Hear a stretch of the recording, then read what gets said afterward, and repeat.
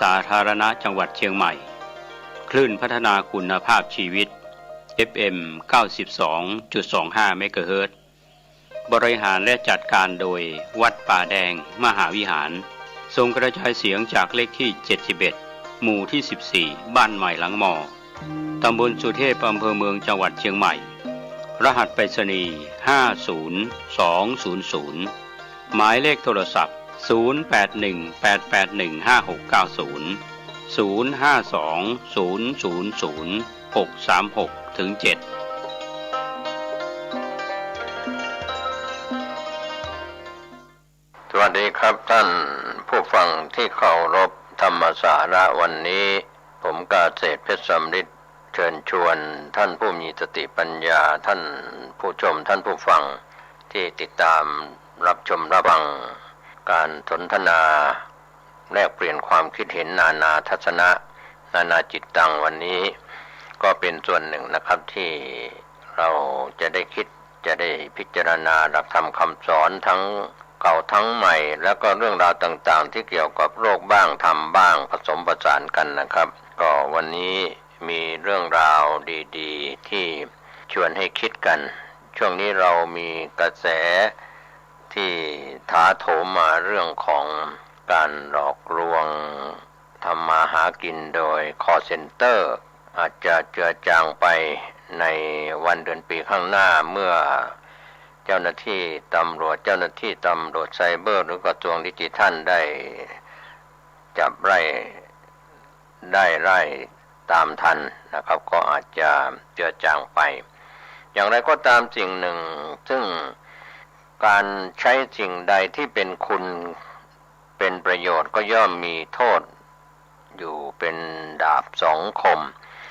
คนเรานั้นอาจจะมองไม่เห็นว่าเราทำอะไร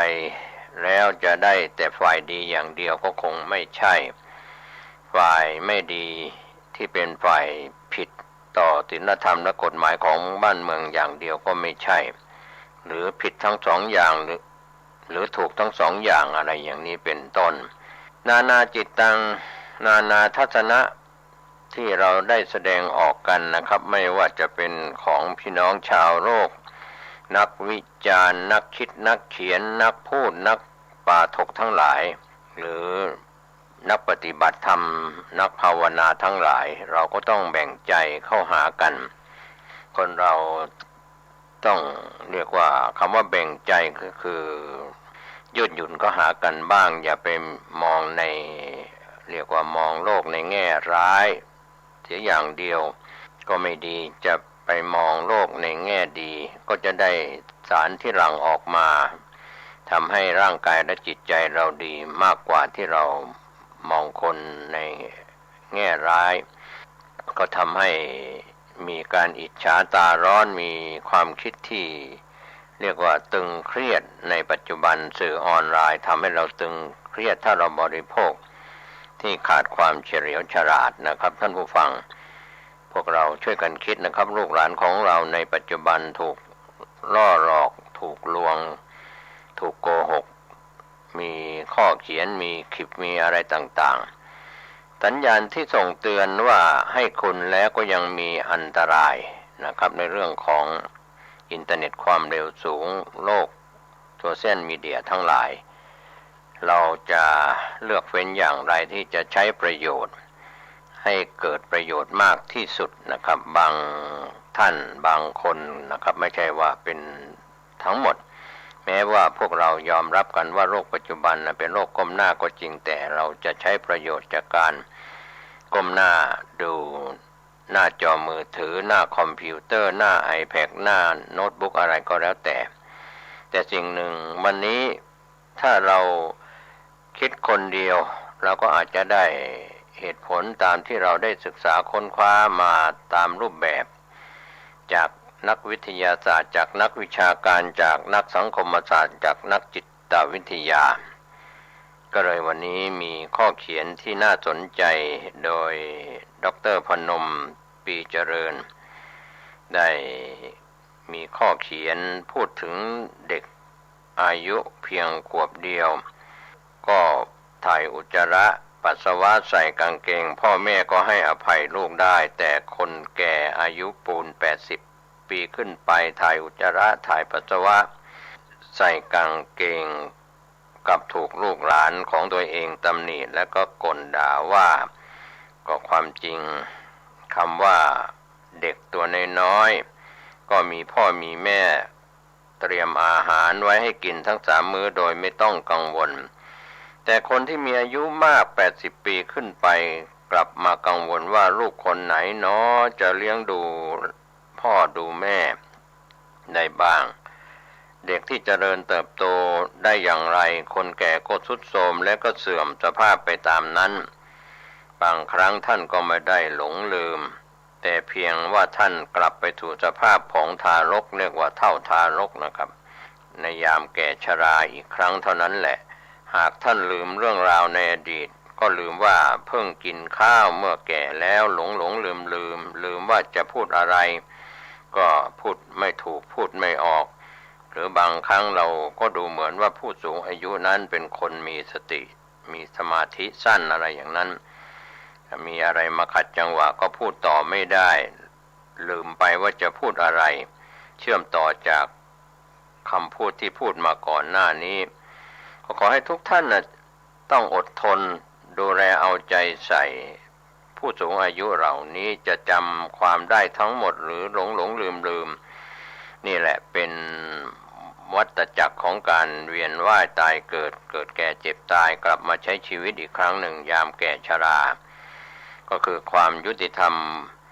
ที่เราจะได้โอกาสโดยเฉพาะโอกาสลูกๆนะครับลูกหลานทุกคนจะได้มีโอกาสทดแทนพระคุณของผู้เป็นพ่อเป็นแม่ปู่ย่าตายายลุงป้าน้าอาผู้มีพระคุณเราควรจะดีใจมากกว่าเหน็ดเหนื่อยดีใจที่ว่าได้มีโอกาสตอบแทนคุณเลี้ยงพ่อเลี้ยงแม่ครับก็ถือว่าลูกๆทั้งหลายถ้าดีใจพร้อมที่จะเลี้ยงพ่อเลี้ยงแม่ที่มีชีวิตอยู่ลูกๆทั้งหลายสิ่งที่เป็นความกตัญญูรู้คุณกตเวทีตอบแทนเป็นอันดับแรกก็จงดูแลคนแก่ในบ้านให้ดีๆเพราะเราก็แก่ได้สักวันหนึ่ง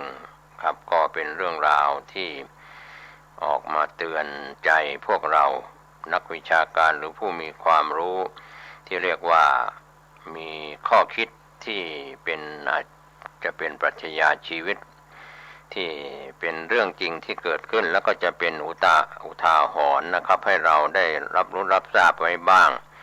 ไม่น่าจะเสียหายอะไรเราชวนกันคิดถึงเรื่องราวข้อความดังต่อไปนี้ที่เราได้รับข้อมูลมาว่าข้อแรกบางคนรู้จักได้แต่คบไม่ได้ครับก็เป็นการคบคนในสังคมเรียกว่าสังคมศาสตร์มนุษยศาสตร์คนประเภทแรกนี้รู้จักได้แต่คบไม่ได้ท่านก็ไปคิดเอาเองว่าเป็นแบบไหนประเภทที่2บางคนพูดคุยได้แต่ปรึกษาไม่ได้นี่อีกก็บุคคลประเภทที่2นี่ก็มีอีกแบบหนึ่งแบบที่3บางคนพูดคุยสนุกสนานได้แต่เอาสาระอะไรไม่ได้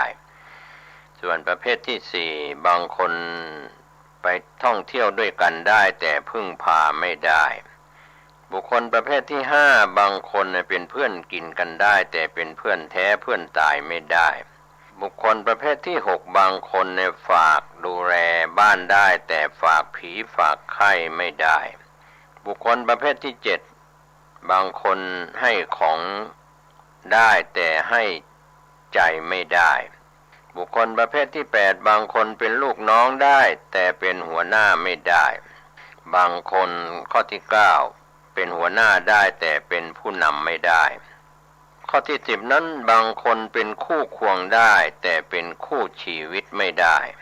บุคคลประเภทที่11บางคนเป็นผู้ชายได้แต่เป็นสุภาพบุรุษไม่ได้บุคคลประเภทที่12บางคนเป็นคู่นอนได้แต่เป็นแม่ของลูกไม่ได้บุคคลประเภทที่13บางคนเป็นสามีของเราได้แต่เป็นพ่อของลูกไม่ได้ บุคคลประเภทที่14บางคนพูดได้แต่ทำไม่ได้บุคคลประเภทที่15บางคนทำสำเร็จได้แต่สอนไม่ได้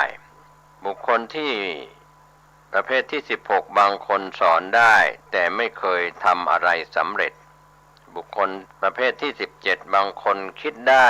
แต่ทำตามที่คิดไม่ได้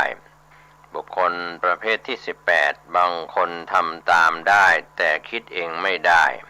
บุคคลที่19บางคนทำไม่ได้แต่บางคน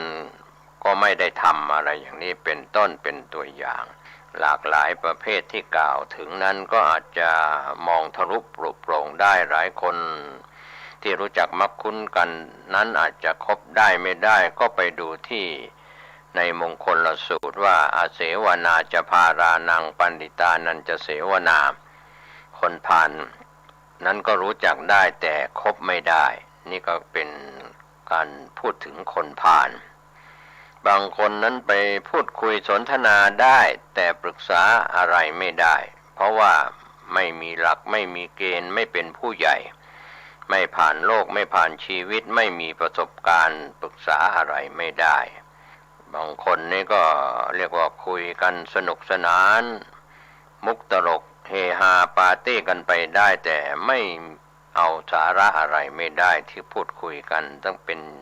คงเป็นแควเป็นชั่วโมง2ชั่วโมงหรือเป็นวันเป็นคืนก็เรียกว่าสนุกสนานกันไปเอา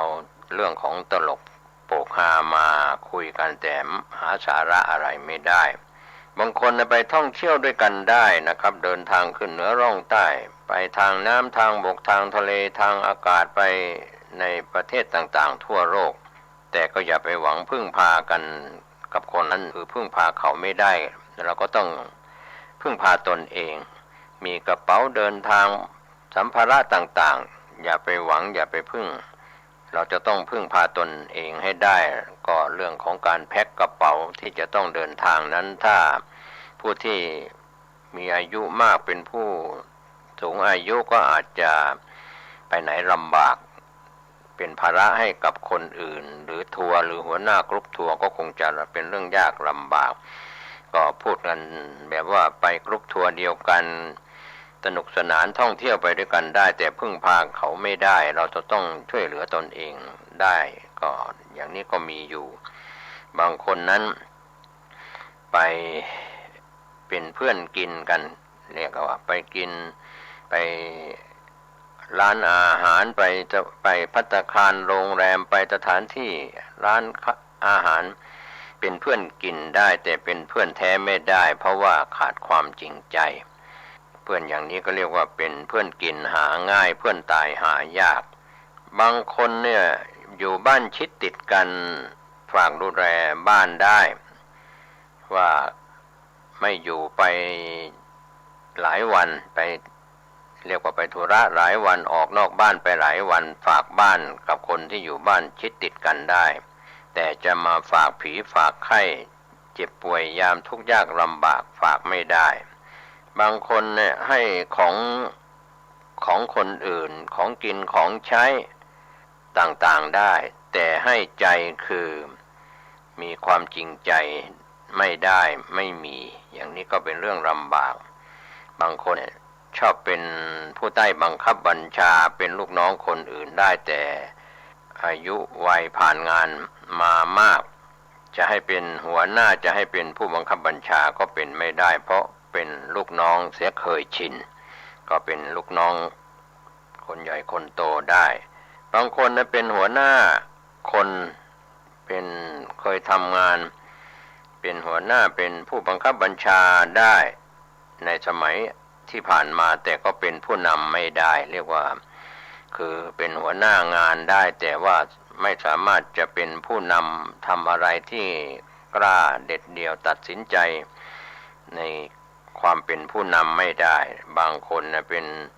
สำหรับหนุ่มสาวนะครับรุ่นเป็นคู่ควงกันได้แต่เป็นคู่ชีวิตกันไม่ได้จึงเรียกว่ารักเผื่อเลือก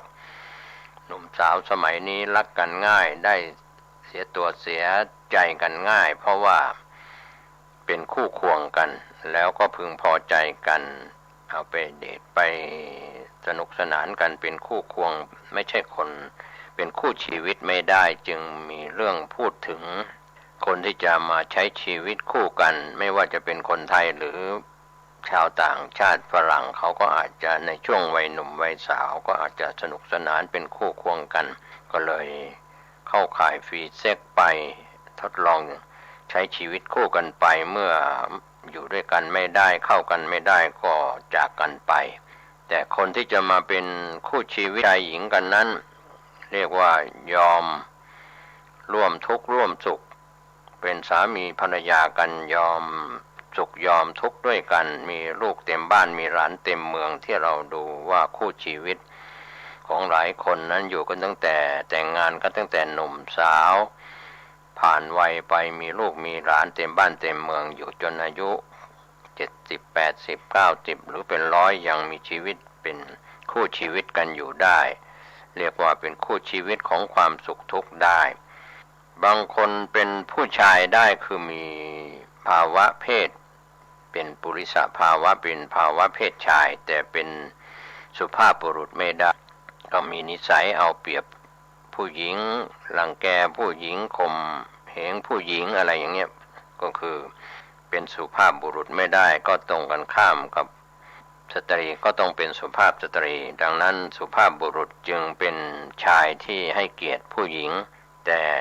ความเป็นชายที่ว่าเป็นผู้ชายได้แต่เป็นสุภาพบุรุษไม่ได้นี่ก็น่าคิดนะครับ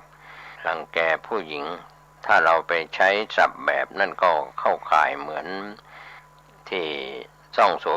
เพณีสมัยก่อนนะครับก็เรียกว่าใช้ศัพท์ก็ไม่หยาบก็ไม่อะไรมากนักก็เป็นแมงดาเกาะผู้หญิงหากินนะครับเป็นผู้ชายได้แต่เป็นสุภาพบุรุษไม่ได้บางคนก็เป็นคู่นอนของเราได้อาจจะเป็นคนที่ร่วมรักร่วมสนุกกันไปเป็นวันเป็นเดือนเป็นปีแต่ไม่สามารถ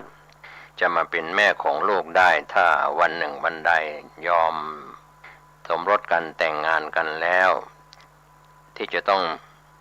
เป็นแม่ของลูกหมายถึงสุภาพสตรีที่จะเป็นแม่ของลูกนั้นอาจจะเป็นไม่ได้ก็ยังมีเรียกว่าจะมีกิ๊กมีก๊อกหมายถึงหญิงก็มีชายอื่นชายก็มีหญิงอื่นอะไรทำนองว่าถ้าหญิงมีชายอื่นเปลี่ยนชายก็อาจจะเป็นแม่ของลูกที่ดีไม่ได้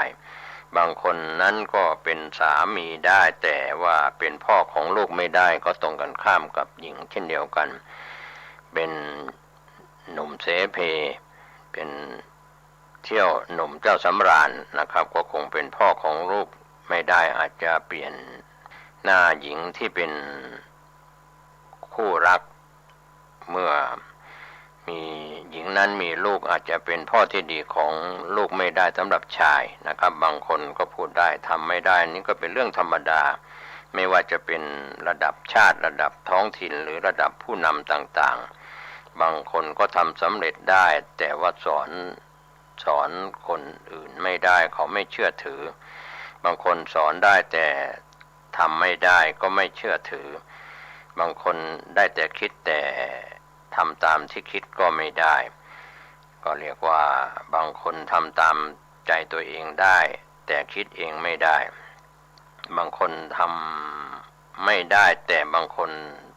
ไม่ได้ทำอะไรอย่างนี้เป็นต้นเป็นตัวอย่างก็เรื่องราวที่ข้อมูลที่เราได้รับมาก็ขอบคุณนะครับที่นักคิดนักวิพากษ์นักวิจารณ์อย่างดร.พนมปีเจริญนะครับได้เขียนได้พูดเรื่องราวดีๆฝากมาให้คิดหลายท่านนะครับเราอย่ามองคนแก่ที่เป็นหญิงเป็นชายมีอายุผ่านโลกมานานประสบการณ์ของหญิงและชายที่ผ่านโลกมานี้เราจะต้องยอมรับเพราะบางครั้งเขาเคยสุขเคยทุกข์เคยยากเคยลำบากเคยทำการงานคนที่เคยทำงานอาจจะไม่ได้จบสถาบันการศึกษาใดใช้ชีวิตอยู่กับสถาบันครอบครัวเรียกว่ามหาวิทยาลัยชีวิตมีมากกว่ามหาวิทยาลัยที่ท่านศึกษาจบปริญญาตรีโทเอกเสียอีกเพราะเหตุว่าเรียกว่ายิ่งกว่าแมว9ชีวิตผ่านร้อนผ่านหนาวผ่านทุกข์ผ่านสุขกันมานะครับทุก คนนั้นย่อมจะเป็นเรื่องราวที่เราเข้าใจวิถีชีวิตของแต่ละคนแต่ละครอบครัวไม่ได้อย่าไปคิดแทนกันอย่าไปหวังอะไรลมๆแรงๆซึ่งการเชื่อมต่อจากอดีตมาสู่ปัจจุบันเชื่อมต่อมาได้แต่จะเชื่อมต่อจากปัจจุบันไปสู่อนาคตนั้นอาจจะยังไม่แน่นอนเพราะวันเวลาเดือนปีข้างหน้า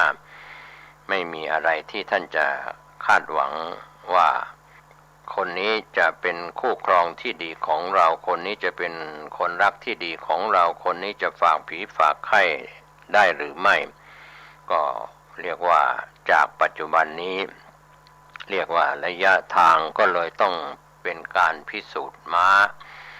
การเวลาก็ต้องพิสูจน์คนนั่นแหละครับต้องคบกันไปนานๆเรียกว่าคบค้าสมาคมกันไปนานๆอะไรที่ดีๆสันดานดีๆก็จะออกมาสันดานอะไรที่ไม่ดีก็จะแพร่ออกมาก็การหล่อหลอมก็มาจากบรรพบุรุษนะครับปู่ย่าตายายพ่อแม่มาสู่ลูกหลานเหลนโหลนอะไรไปตามชั้นตามลำดับเพราะฉะนั้นวันนี้ที่เราเชื่อโบราณก็ยังไม่บานบุรีที่เราได้พูดถึงกันอยู่เสมอว่าให้เรียกว่าสำเนียงส่อภาษากิริยาส่อสกุลนั้นก็เป็นส่วนหนึ่งวันนี้พ่อแม่ก็บอกว่าตามใจลูกมีหลานไม่เคยอบรมไม่เคยสั่งสอนลูกว่าอะไรดีอะไรถูกอะไรผิด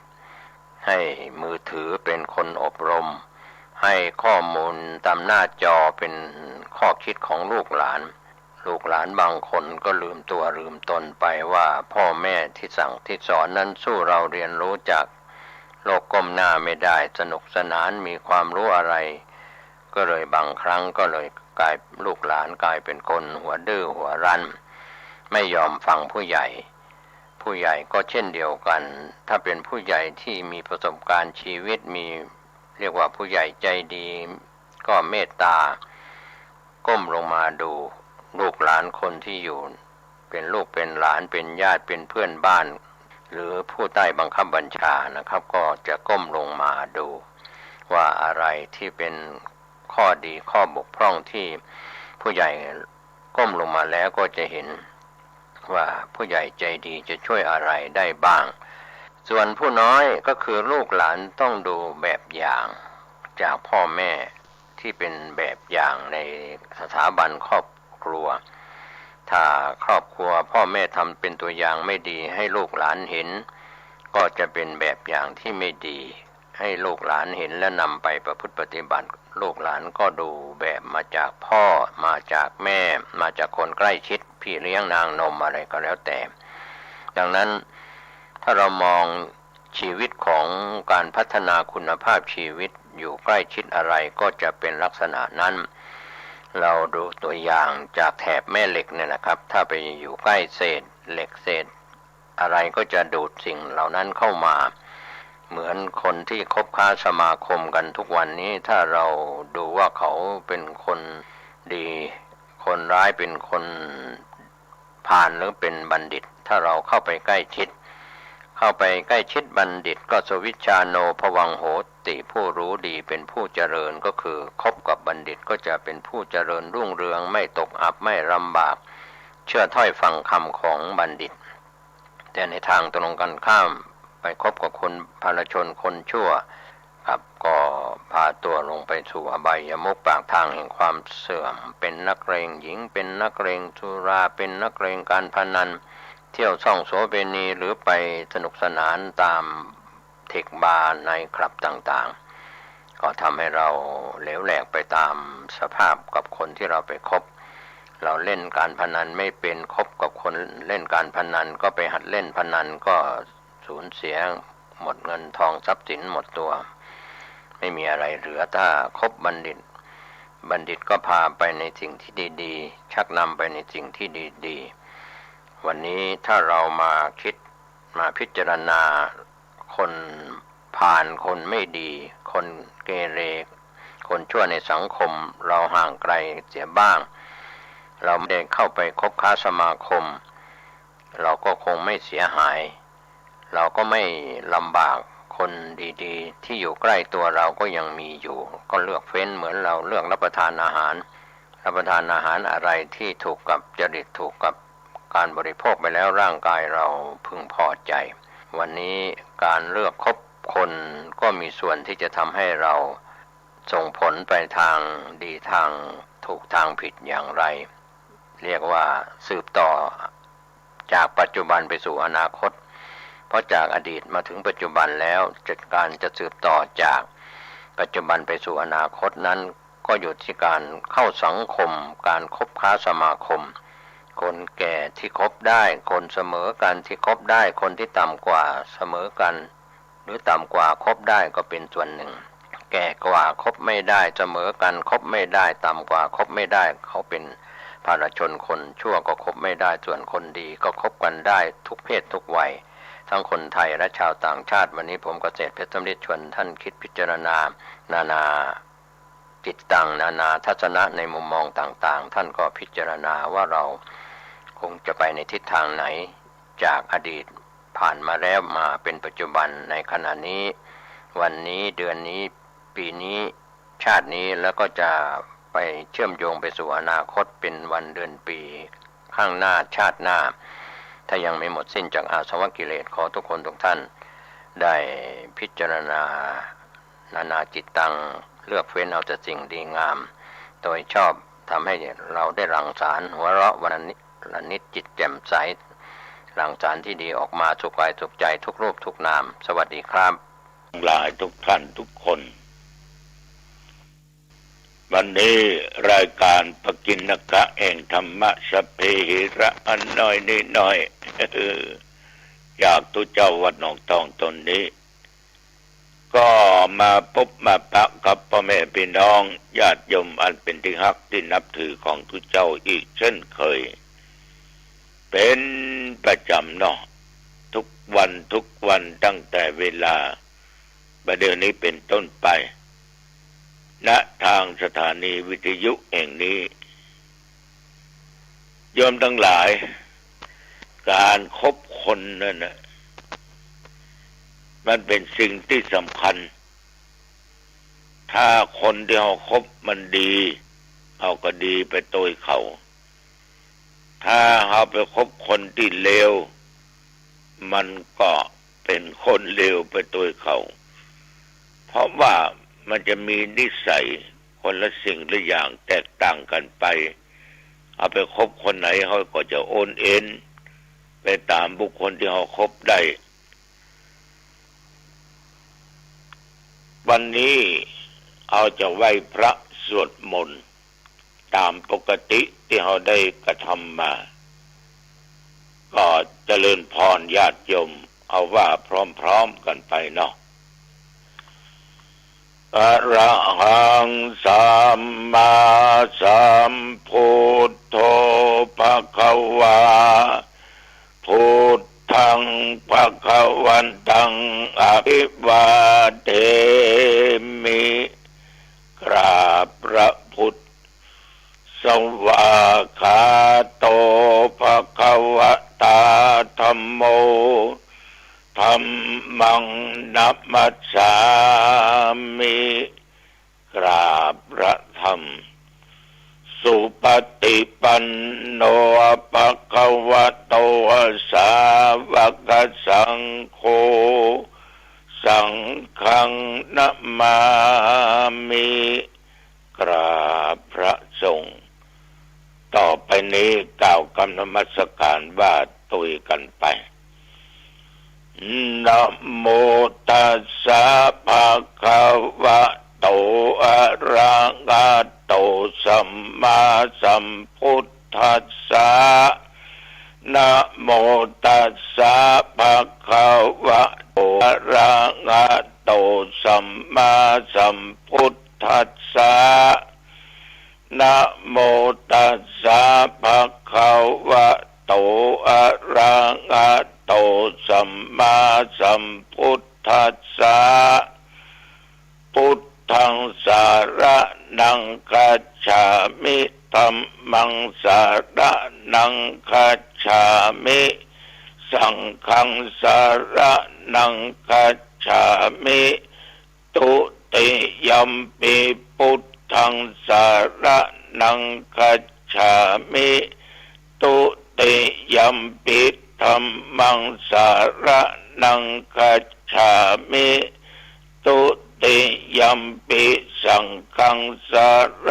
นังคัจฉามิตติยัมปิพุทธังสารนังคัจฉามิตติยัมปิธัมมังสาร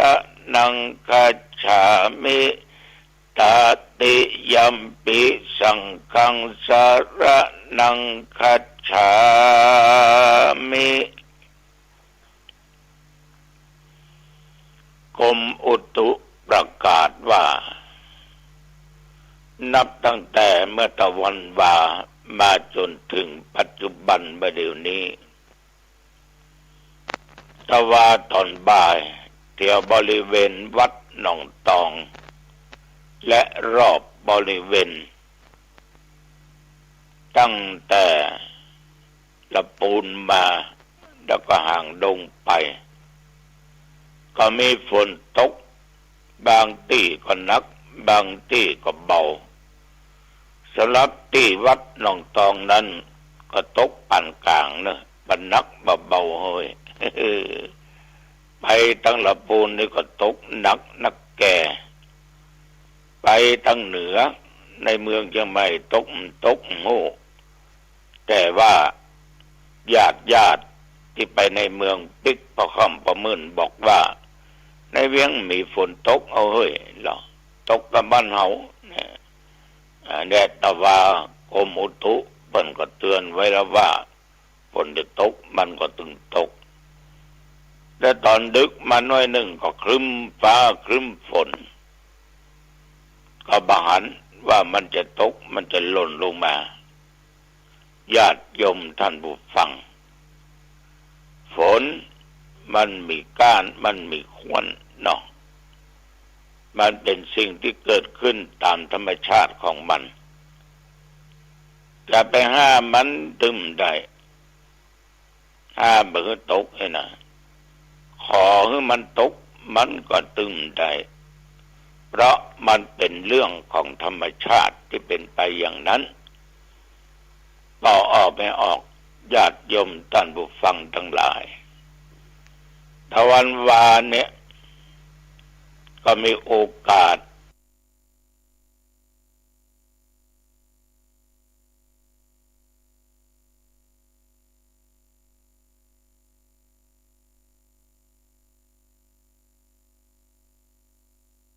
ได้รับ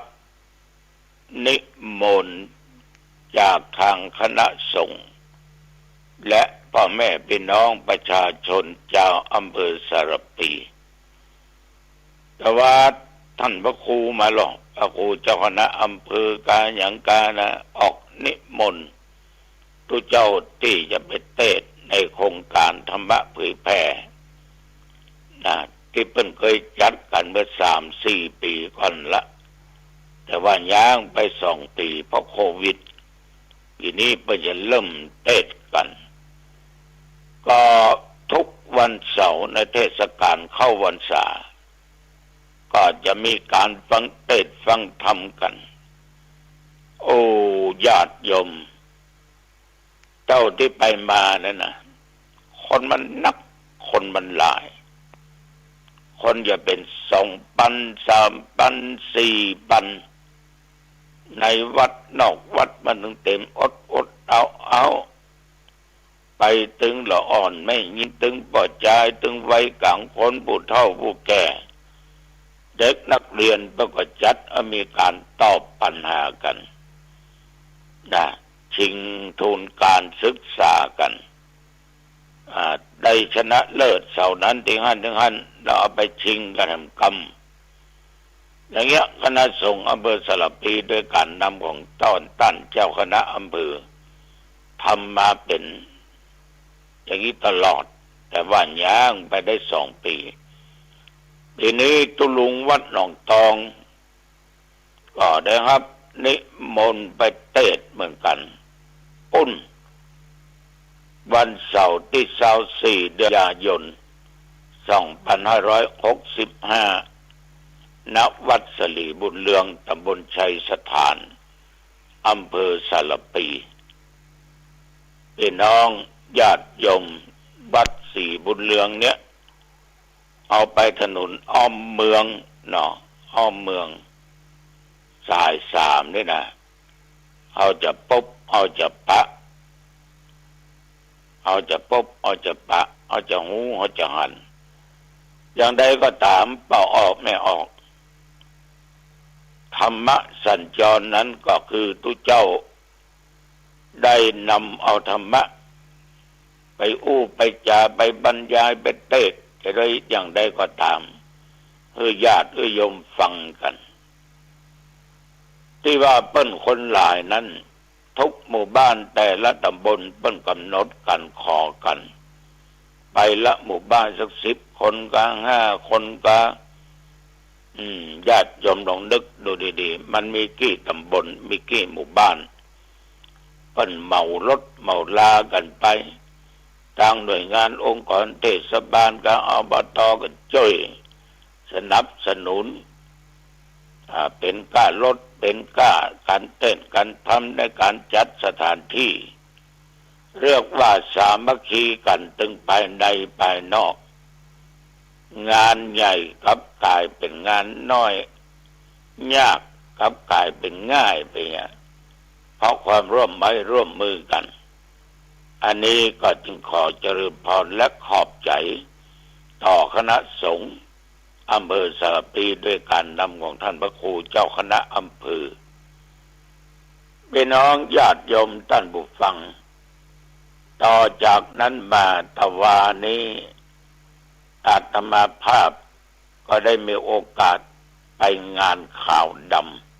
ำคนที่ตายนั้นอายุอานามได้58เป็นผู้ช่วยผู้ใหญ่บ้านเขาวงเล็บไว้ว่าอัศวินม้าขาว แต่ว่านี้เมื่อไปถึงสถานที่นะโยมโอ้โหหันรถจอดกันข้างทางยาวเหยียด2 ข้างทางเฉพาะรถยนต์รถเครื่องก็เต็มข้างตาข้างต่างแม้แต่ซอยเข้าไปในบ้านรถเครื่องก็จอดกันทั้ง2 ข้างทางญาติโยมตึงยิงตึงใจเนี่ยตากันไปนักตากันไปหลายเ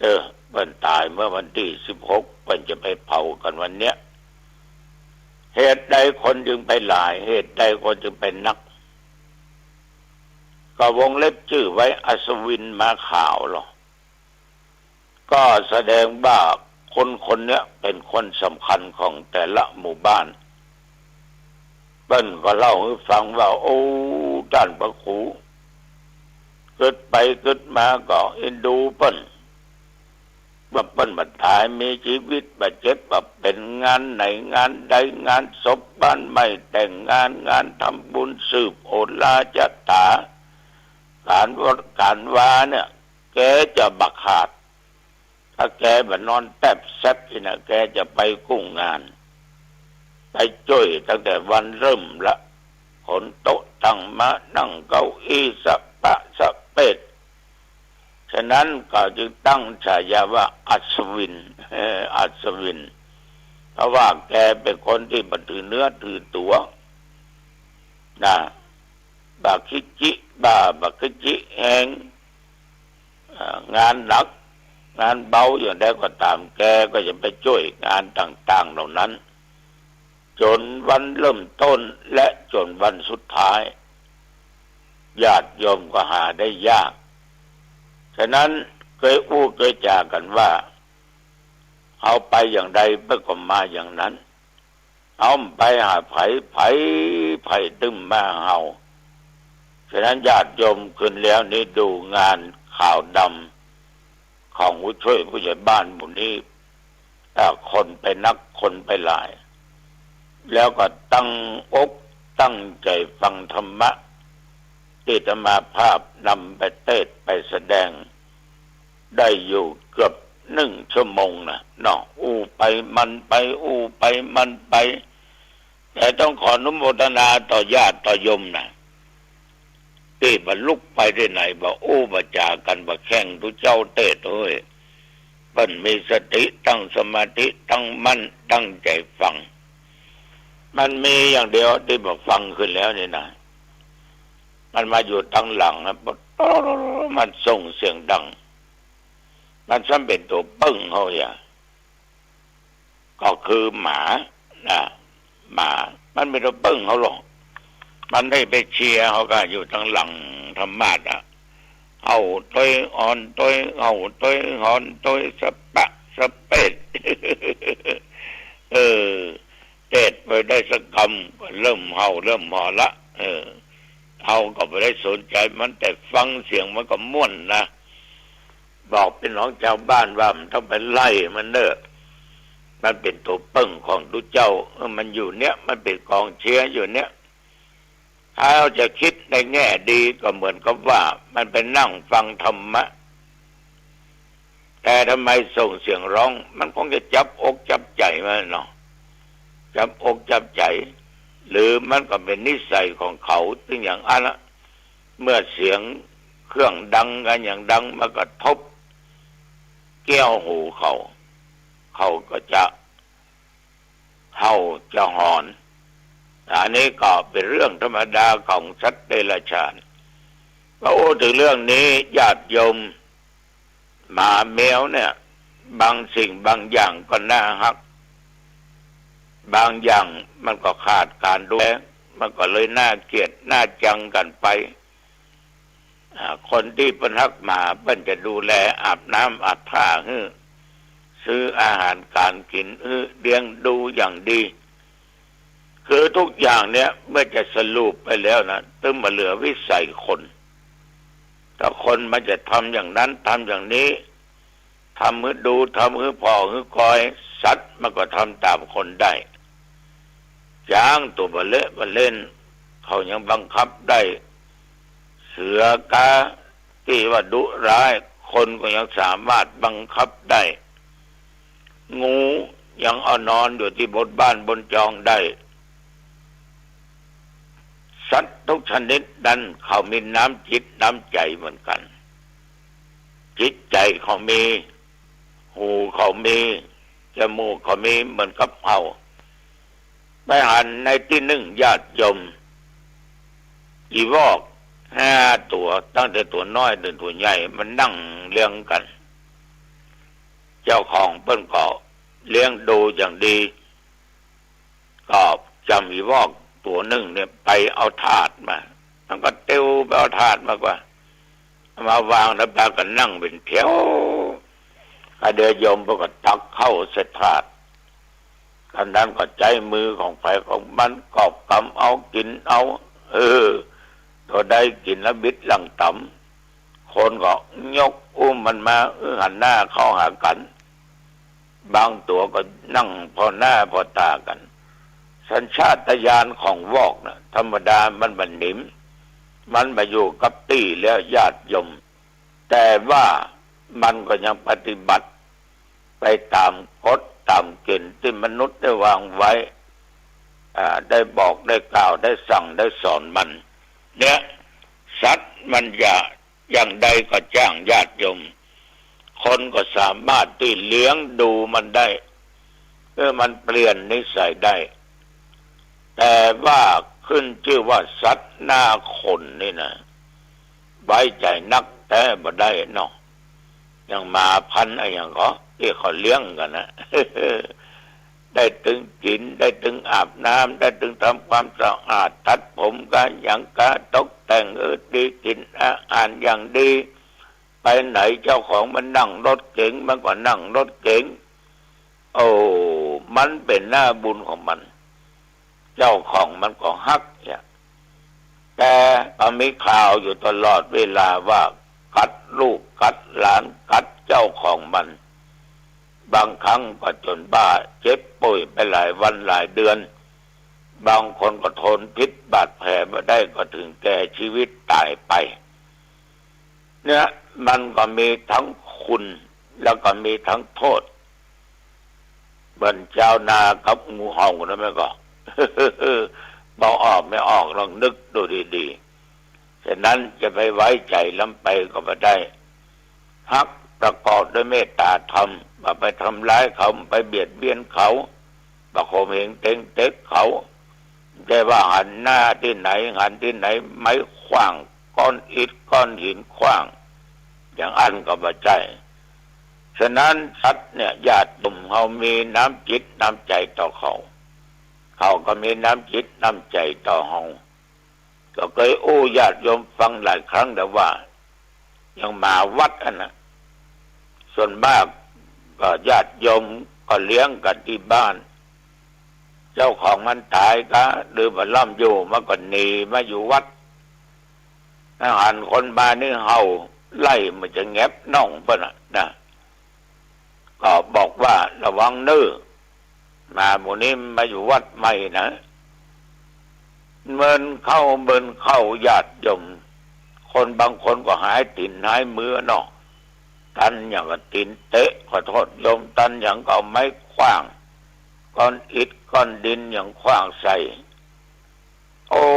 หมามันมีชีวิตนะมันหูนะว่าไผ่ฮักไผ่จังมันคนที่เป็นศัตรูกับมันจังมันเนี่ยไปได้ยินเสียงบาหันตัวได้ยินก็เสียงรถเครื่องมันดึงเห่าล้อมันเกลียดมันจังบางครั้งได้ยินก็เสียงตัวเนี่ยบาหันจำได้ละจำถึงเสียงรถเสียงคนจำถึงกลิ่นคนตัวเนี่ยญาติโยมบางทีก็ไปถูกมันคบมันกัดต้องเจ็บต้องเสียเวลาถึงแก่ความตายไปก็มีฉะนั้นสัตว์เดรัจฉานเนี่ยญาติโยมเอาฮักเขาก็ฮักเฮาอย่างป้าอ้อมไม่ออกเปิ้นฮักหมาฮักแมวบรรยากาศเข้าบ้านมาดอกมันหันเจ้าของมันโดดไปเข้าเกียร์ไปรับต้อนกระโดดอย่างนั้นกระโดดอย่างนี้โยมก็ลงกอดไปได้ยังพอนะหอมด้วยมันกันนะหอบมันฮักกันอ่ะเกิดความอบอุ่นขึ้นแมวก็กระลิ่มกระเลียจัดเดียห้องเงี้ยวอย่างนี้นะ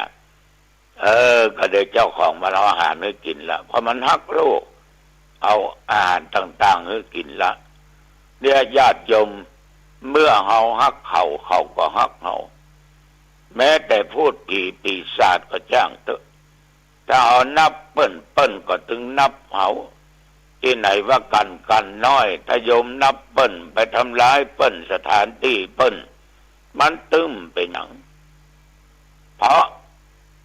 มันเป็นนามธรรมเอาบ่หูเอาบ่หันถ้าเอานับเขาเนี่ยเขาก็นับเอาแล้วกลัวว่ามันจะมาหลอกมาหลอนมาทำร้ายอย่างอันอย่างอี้นอกจากเอามานับเขาสมัยก่อนเป็นเน้นอยู่บ้านอ้อยนะอยู่บ้านอ้อยพอดีญาติโยมเปิ้นมาสบายเนาะไปถามหมอถามเมื่อถามหมอที่ไหนก็บอกว่าถูกผีที่เขาไม่บงหน้าวัดนะเลี้ยงเนี่ยไก่กู้เหล้าปั่นเพิ่นกับป้ากันมาเลี้ยงตอนเย็นญาติโยมทั้งหลายเน้นตนหนึ่งรุ่นอ้ายรุ่นปีตมาภาพไปปีหนึ่งมันหายตั้งแต่เป็นละอ่อนบวชเป็นเน้นไม่ยังหายมันเอาดินกี่ไล่ขว้างเพื่อนแหละกินแล้วก็ไปหรอดินกี่ไล่ขว้างเป็นมันซ้ำต้นไม้แมะฝั่งน้ำมาริมเนาะก็มีขัวกายมาญาติโยมตกเมื่อคืนมาปดโต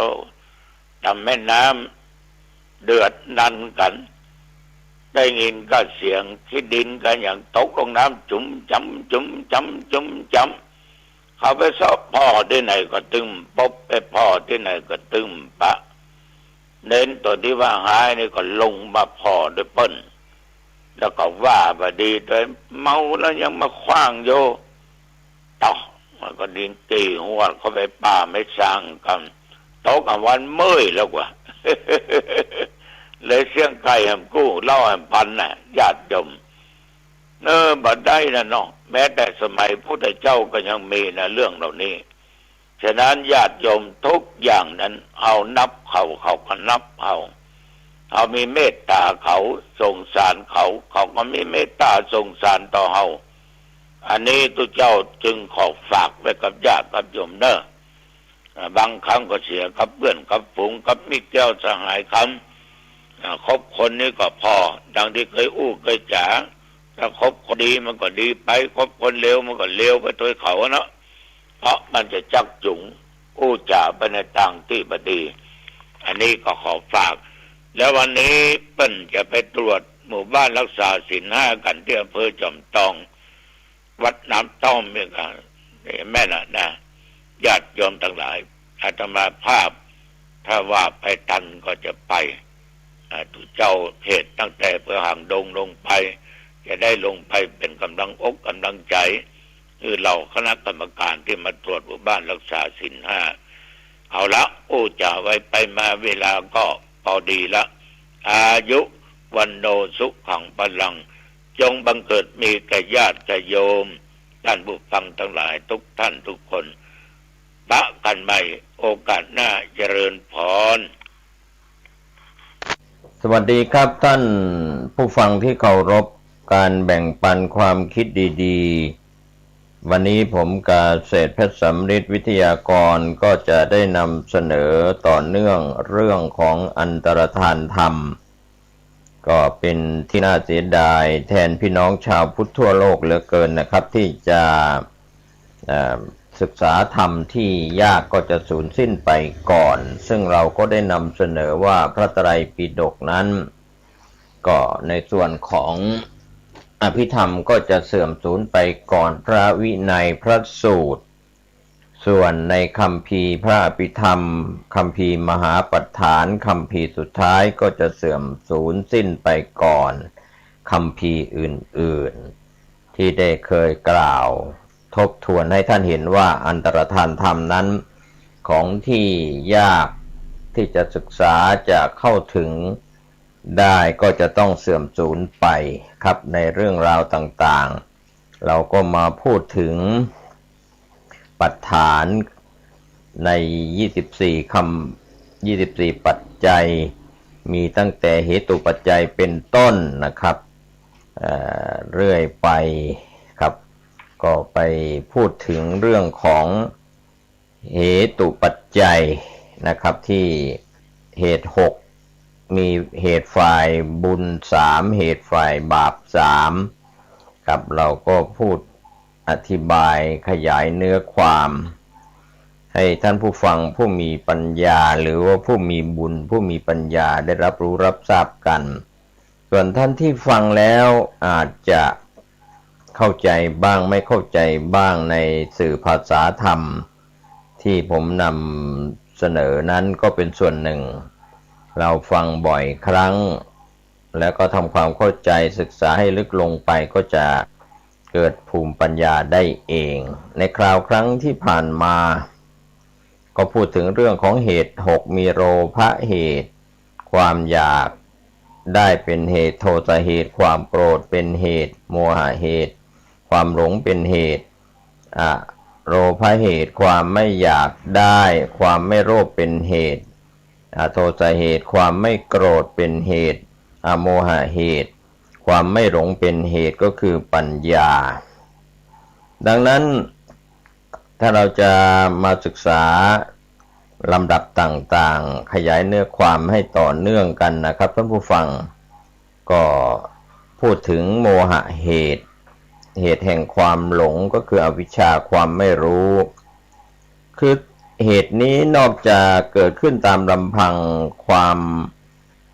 ไม่รู้ซึ่งเป็นตัวอวิชชายังเกิดร่วมกับโลภะเหตุ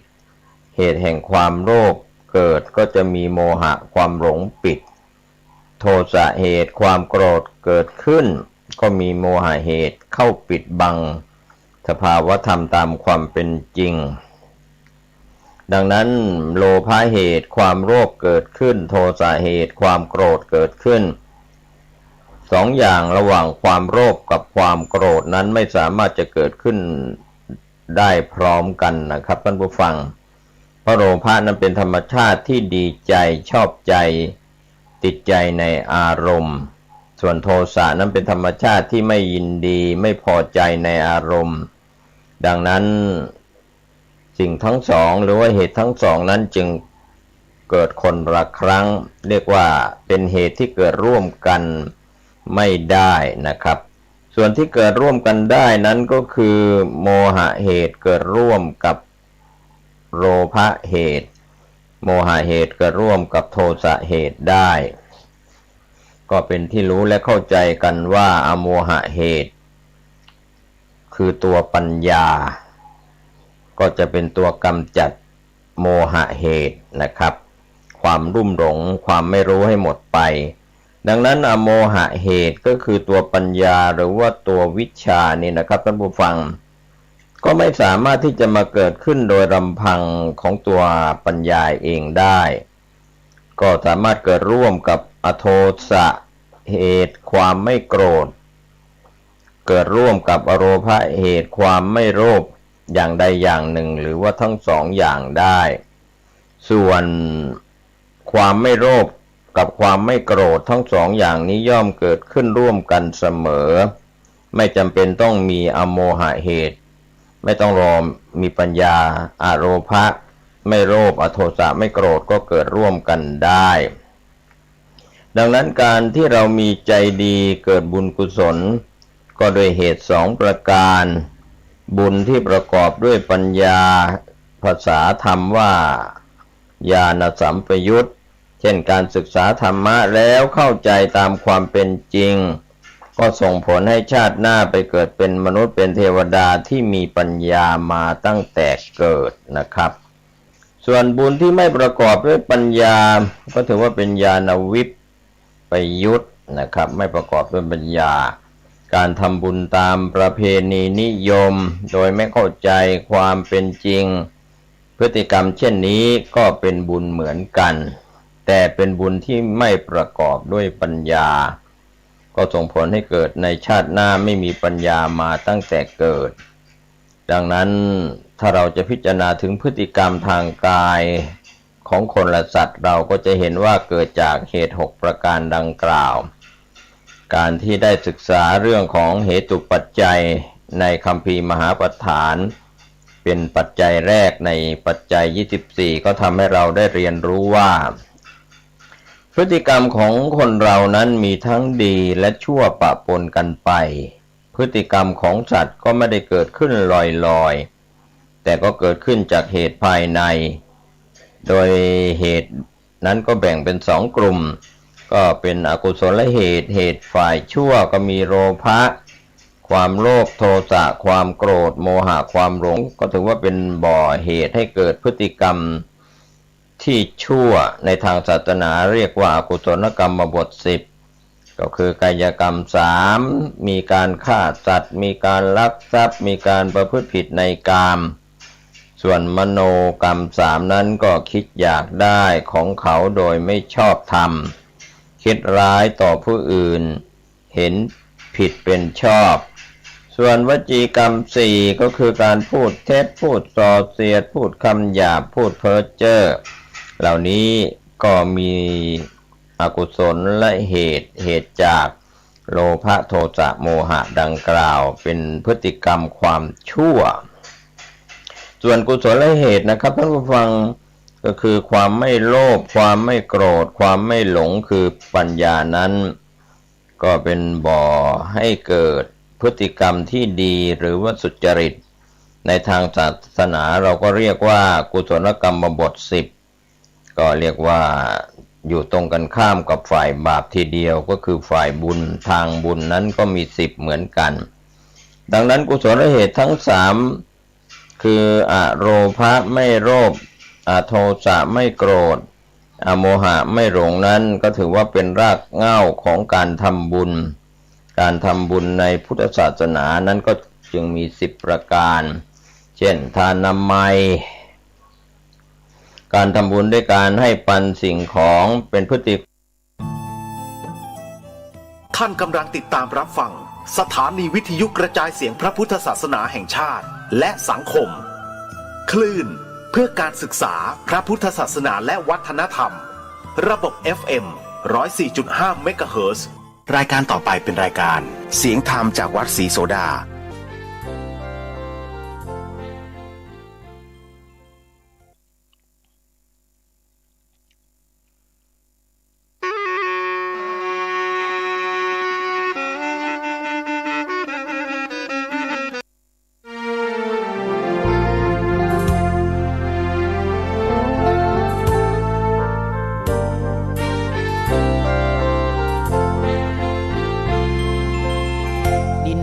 ถิ่นดงธุรกันดา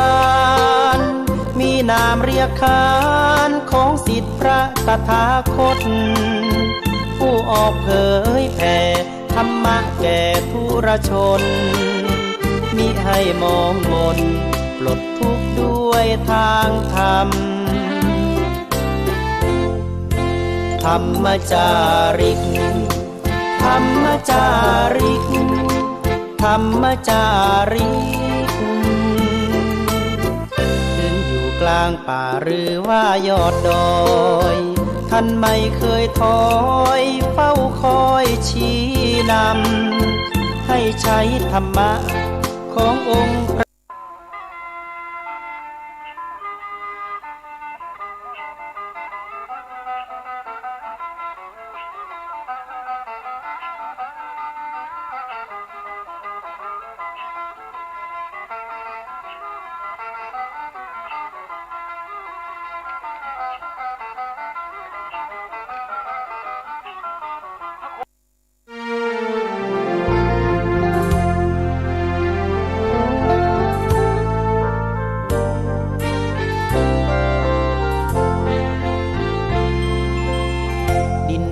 ถิ่นดงธุรกันดารมีนามเรียกขานของศิษย์พระตถาคตผู้ออกเผยแผ่ธรรมะแก่ทุรชนมิให้มองมนปลดทุกข์ด้วยทางธรรมธรรมจาริกธรรมจาริกธรรมจาริกถึงอยู่กลางป่าหรือว่ายอดดอยท่านไม่เคยถอยเฝ้าคอยชี้นำให้ใช้ธรรมะขององค์พระพุทธธรรมให้ใจสุขล้ำน้อมนำทำกรรมดีธรรมจา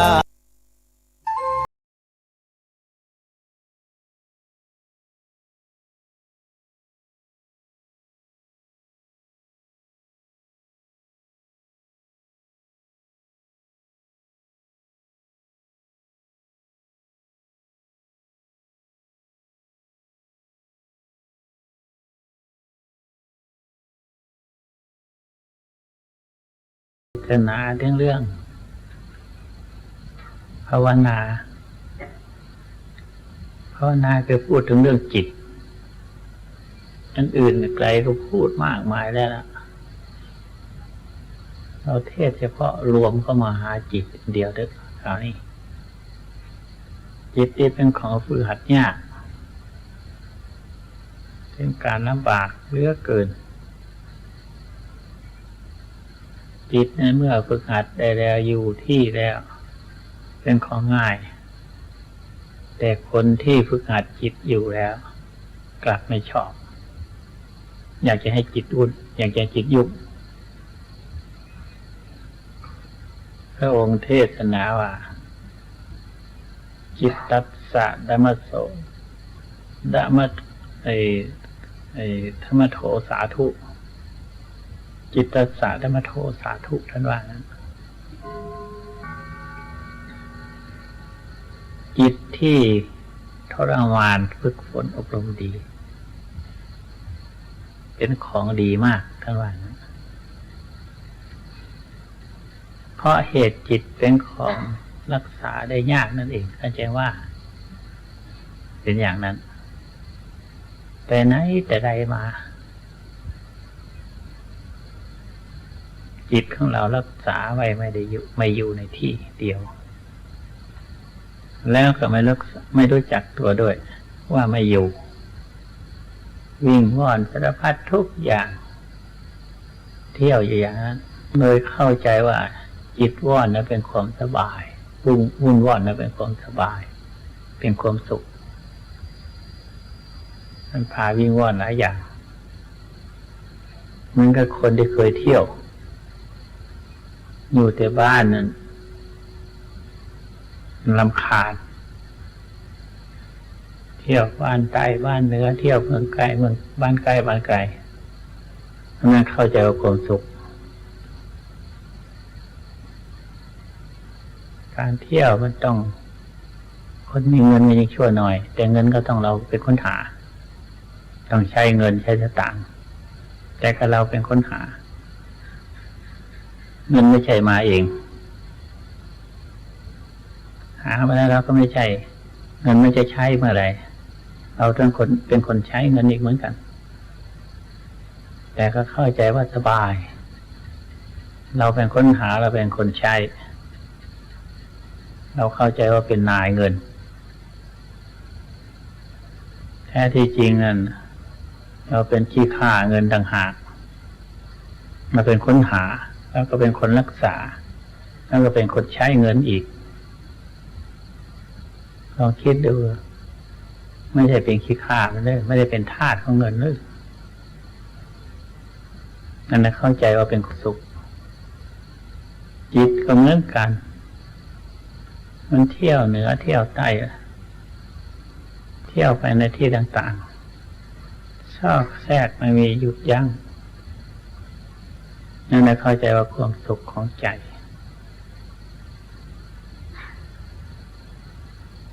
ความสุขอันนั้นเข้าใจว่านั้นความสุขขั้นจิตของเราฝึกฝนอบรมได้แล้วอยู่คงที่เข้าใจว่าไม่สบายเข้าใจว่าไม่ใช่อยากจะให้วุ่นวายจึงค่อยมีความสุขความเข้าใจมันผิดไปอย่างนี้ความเข้าใจของคนเข้าใจว่าสุขเป็นทุกข์เข้าใจว่าจิตอุ่นว่อนเป็นสุขแต่พระองค์เทศนาว่าจิตตัสสะละมะโถสาธุท่านว่างั้นคนที่ฝึกหัดจิตแล้วนั้นได้ดีแล้วนั้นเป็นความดีอย่างยิ่งคิดดูม้าดูบัวดูสัตว์สารสิ่งต่างๆว่าฝึกหัดได้ใช้ได้อย่างมาแต่ก่อนเดี๋ยวนี้ไม่ค่อยเห็นคนหัดมาเท่าไหร่นักสมัยก่อนนั้นมาเทียมรถให้อยู่ยังไงมันก็ยืนอย่างนั้นตั้ง 3-4 ชั่วโมงก็ยืนอยู่คงที่ถ้ามาฝึกหัดดีแล้วถึงเจ้าของจะหนีไปเอาไว้กับรถนั่นแหละให้มันเทียมรถอยู่นั่น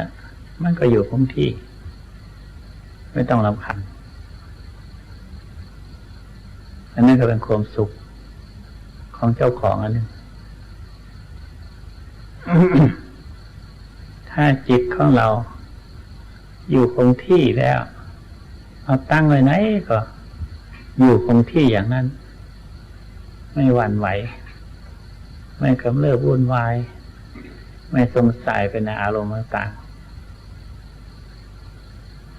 นั้นท่านบอกว่าได้ความสุขความสุขเป็นจริงอย่างนั้นคนเรายังไม่เห็นความสุขในการสงบจึงต้องหาสิ่งต่างๆ ให้มีเครื่องเล่นเครื่องอยู่เครื่องเล่นเครื่องอยู่ของจิตอะไรเครื่องเล่นเครื่องอยู่ของจิตกับอารมณ์นั่นแหละสิ เมื่อจิตมันสงบมันมีอารมณ์อะไรมันเงียบสนิทนิ่งอยู่เฉยๆนั่นแหละเข้าใจว่าไม่มีความสุข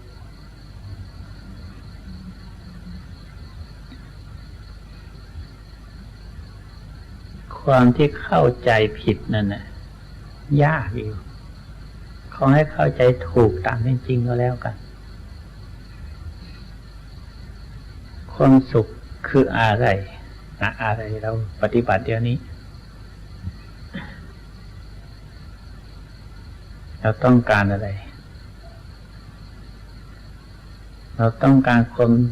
วามวุ่นวายหรือต้องการความสงบสุขก็บอกแล้วว่าความสงบสุข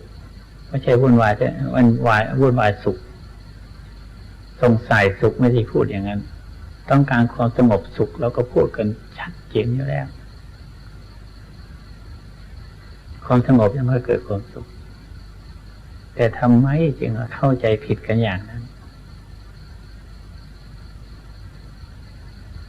ความที่เข้าใจผิดนั้นเพราะเหตุที่ว่าเราไม่ยินดี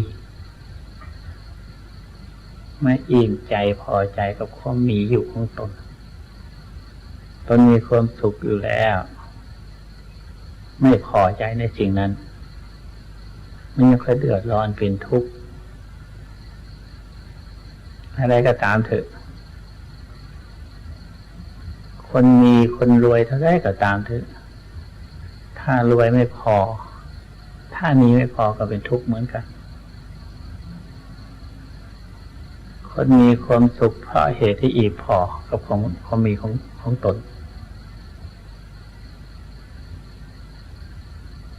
สันตุถิพระมังธนังพระองค์เทศนาว่าความยินดีตามมีตามได้เรียกว่าเป็นความสุขอันหนึ่งหมายความว่าตามมีตามได้ไม่ใช่ไม่หามาเท่าใดได้เท่านั้นยินดีกับเป็นที่ตนได้นั้นพอใจกับที่ตนได้นั้นขั้นยินดีพอใจในที่ตนได้มานั้นก็ใช้จ่ายแต่เท่าที่มีอยู่เท่าที่เป็นอยู่มันก็พอใจมันก็อิ่มใจมันก็เต็มตื้นขึ้นมาสิมันก็อิ่มมาที่ผลนั้นได้เท่าใดไม่พอใจอยากได้มากๆยิ่งขึ้นไปมีมากก็ไม่มันก็คนจนมีมากก็เหมือนกับคนทุกข์มีมากก็เหมือนกับคนจนคือความไม่พอเป็นทุกข์คือความเดือดร้อนในใจอยากจะให้มีมากๆขึ้นไปความทุกข์กับความจนมันต่างกันแต่กันอันไม่แนวเดียวกันนั่นแหละ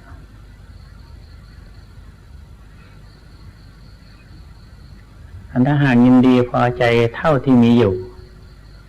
ไม่ใช่ไม่หาเขาบอกบางคนบอกว่าทุตถิปรมังธนังยินดีตามมีตามได้มันก็จนนะที่เมืองไทยของเราไม่ทะเยอทะยานดิ้นรนมันก็จนนะสินั่นเข้าใจผิดกันอย่างนี้หาได้เท่าใดเราไม่ใช่ไม่หาเหมือนกันทำมาค้าขายหาอยู่หากินทุกสิ่งทุกส่วนหาเหมือนกันแต่ได้มาแล้วนั้นยินดีเท่าที่มีอยู่ไม่ใช่ไม่หาคือว่าหาอยู่แต่ได้มาแล้วได้ยินดีกับที่ได้นั้นไม่ใช่ไม่ให้หามาได้แล้วยินดีกับได้แล้วของที่มีอยู่นั้นท่านว่าอย่างนั้นหมายความว่าหาอยู่แต่ยินดีกับของที่มีอยู่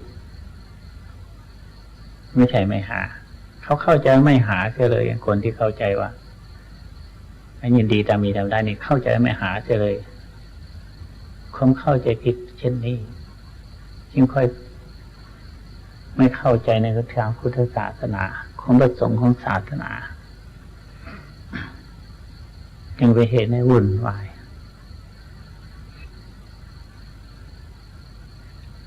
เรายินดีกับ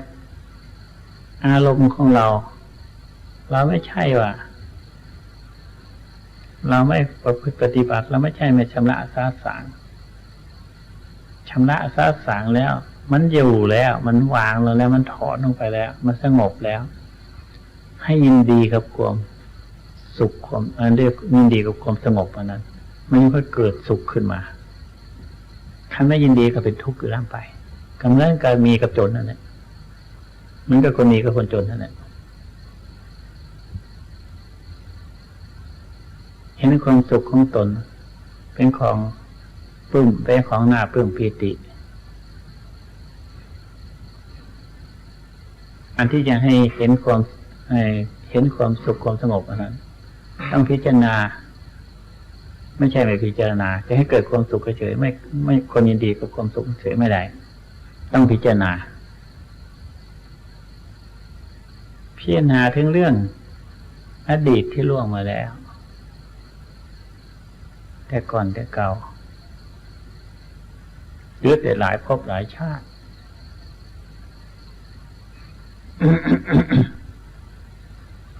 มันวุ่นวายมันสงสัยมาในภพนี้ชาตินี้ก็วุ่นวายสงสัยอย่างนั้นกังวลยึดถือนั่นนี่อยู่ไม่ละไม่ถอนมาขณะนี้มันสงบลงไปอันความสงบอันนั้นแหละไม่ใช่ของทำง่ายๆคนตั้งร้อยตั้งพันตั้งหมื่นตั้งแสนจะได้สักกฎก็แสนยากวันนี้เราได้แล้วมันเกิดปลื้มปีติมันเกิดพอใจคือคนยินดีกับของที่เรามีอยู่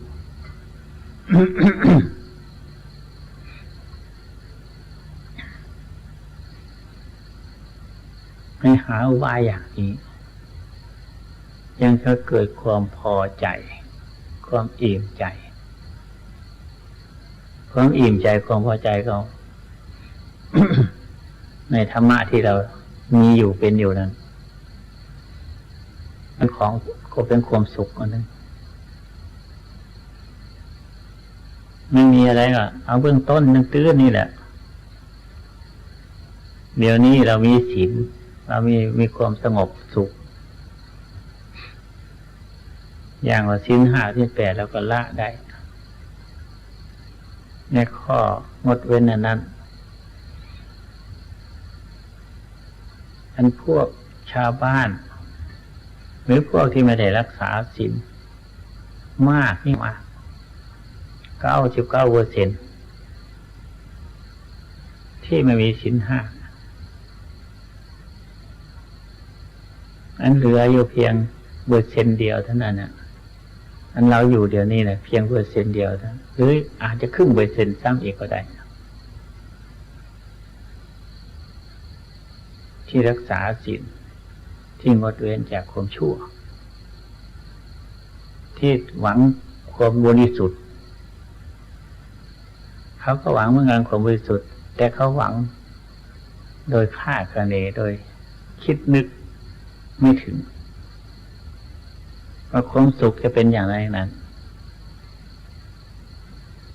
มันจะสุขอย่างนั้นจะสบายอย่างนั้นความสุขของเขานั้น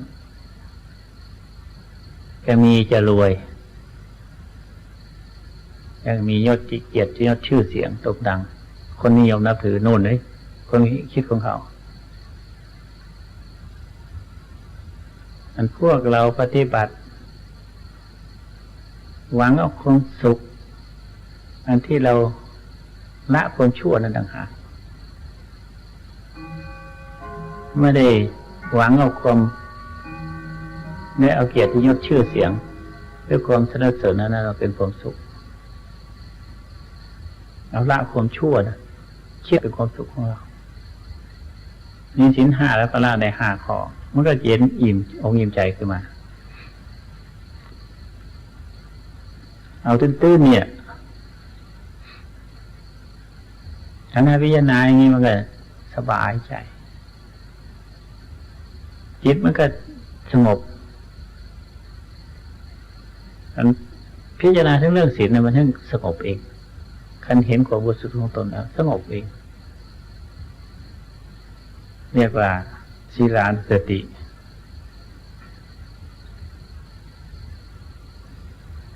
สงบเยือกเย็นลงไปมันก็ไม่มีอะไร แล้วพิจารณาเรื่องความสุขนั้นอีกละเอียดลงไปพิจารณาเรื่องความสุขนั้นที่จะละความที่จะได้ความสุขอันนี้ไม่ใช่ของง่ายๆละกังวลเกี่ยวของผัวพันสารพัดทุกอย่างตั้งแต่สิ้นห้าไปแล้วคนมากยิ่งกว่ามากในโลกอันนี้ที่มันยุ่งเหยิงด้วยสิ่งสารพัดทั้งปวงใครพูดอะไรก็ลองพูดลองดูเถอะคนร้อยตั้งร้อยละพูดออกมามีแต่ว่าทุกข์ทั้งนั้นมันมีความสุขสักคนเดียวเข้าหาครูบาอาจารย์เข้าหาพระเจ้าสงฆ์ทำบุญทำทานภาวนารักษาศีลเพื่อพ้นทุกข์ทั้งนั้นไม่ทราบว่าทุกข์อะไรต่ออะไรจนพูดไปถูกมันทุกข์ของคนทุกข์กายทุกข์ใจรวมแล้วทุกข์กายทุกข์ใจอันที่จะสุขกายสุขใจมีกี่คนเหรอเดี๋ยวนี้จึงว่าอันสุขกายสุขใจนั่นนะมันเป็นของดีมากเป็นของหายากที่สุดเอาละถึงสุขกายสุขใจก็เอาเถอะมันจะได้สักกี่มากน้อยวันหนึ่งมันได้กี่มากน้อย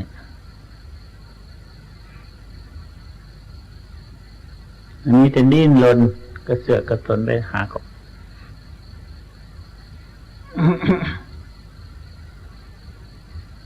พัวพันเกี่ยวข้องโน่นนี่อะไรต่างๆสารพัดทุกอย่างความมิตรความถือแล้วเดือดร้อนวุ่นวายนี่จริงว่าการทำภาวนาต้องกล่าวถึงเรื่องจิตตัวเดียวเท่านั้นน่ะไม่ต้องพูดอื่นไกลเมื่อถึงจิตแล้วมันก็เข้ารวมถึงสมาธิภาวนาเมื่อถึงจิตก็เห็นจิตที่มันยุ่งมันวุ่นวายมันกระสับกระส่ายมันเสือกกระสนหรือจิตที่ไม่ไหวในความสงบของตนนั้นมันทุกข์อีกเห็นจิตเป็นสุขเห็นจิตสงบเห็นจิตเยือกเย็นนั้นยินดีพอใจกับเรื่องจิตสงบนั้นมันก็อิ่มเต็มตื้นขึ้นมาความเต็มตื้นเป็นของหายากเงินหมื่นเงินแสนที่ไปซื้อเอาก็ไม่ได้แล้วไปขายคนอื่นตั้งล้านไม่ได้ตั้ง100 ล้านก็ไม่ได้นั่นของเฉพาะส่วนตัวจะเอาไหนกันอีกความสุขเช่นนั้น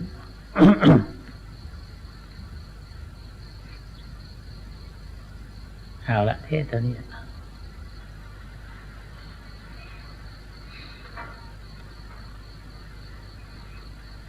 การฝึกหัดใจใครเป็นคนฝึกหัดใครเป็นคนฝึกหัดใจ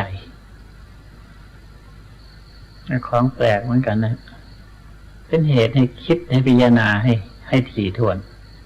จึงจะเข้าใจฝึกหัดใจแล้วใครเป็นคนฝึกหัดแล้วใครเป็นคนได้รับความสุขแล้วใครเป็นคนได้รับความทุกข์ถ้าไม่ฝึกหัดใจก็ใจนั่นแหละได้รับทุกข์ถ้าฝึกหัดใจก็ใจนั่นแหละเป็นได้รับความสุข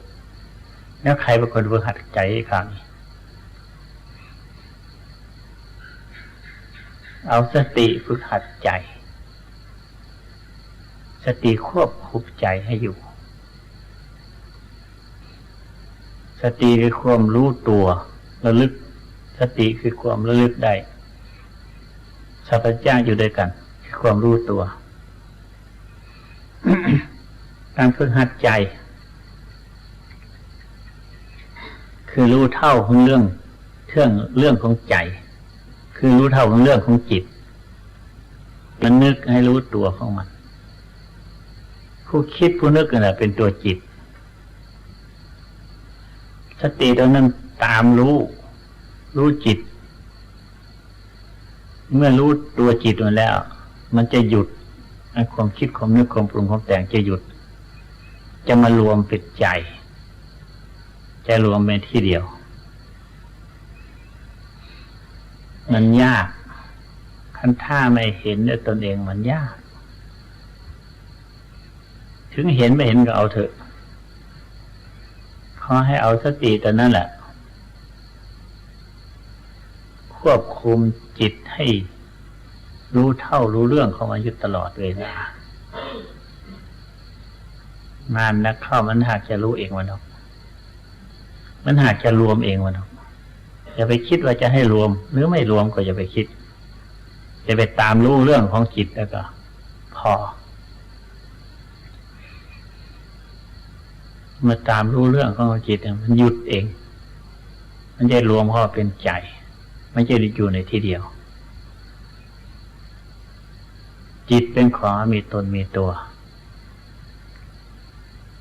เมื่อควบคุมได้แล้วมีตัวกลายเป็นของมีตัว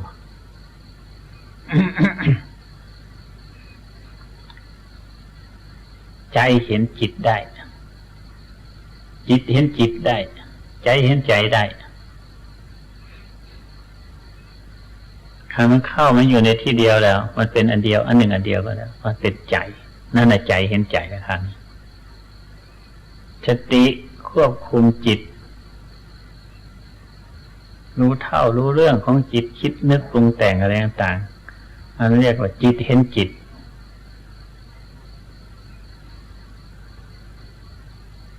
ที่จะได้รับความสุขความสบายในเมื่อมันรวมเข้าเป็นใจ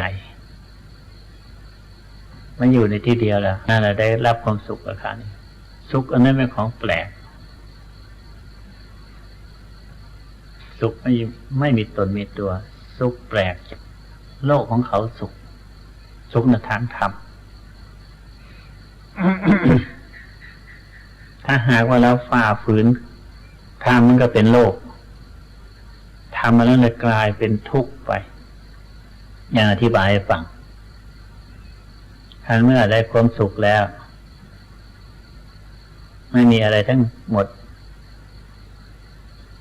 ความเดือดร้อนวุ่นวายไม่มีอะไรทั้งหมดอยากให้มันเดือดร้อนวุ่นวายมันกลายเป็นทุกข์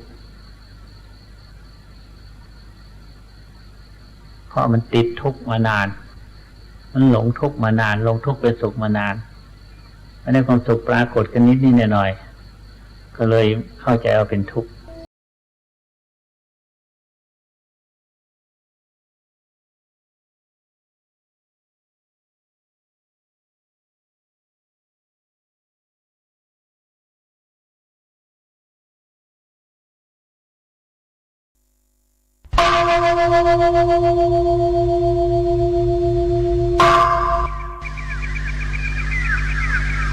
พรุ่งนี้เป็นวันพระ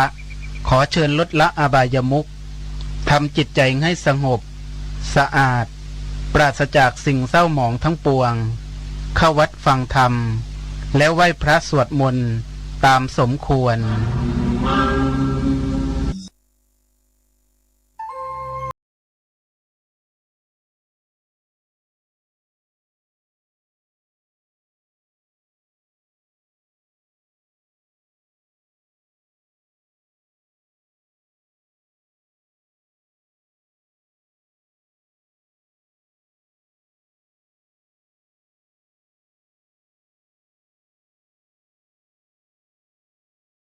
ที่ชั่วจึงที่ผิดที่ถูกองค์ยังแบกว่ายเขาไปสอนให้เห็นของใสกระจ่างแจ้งขึ้นมา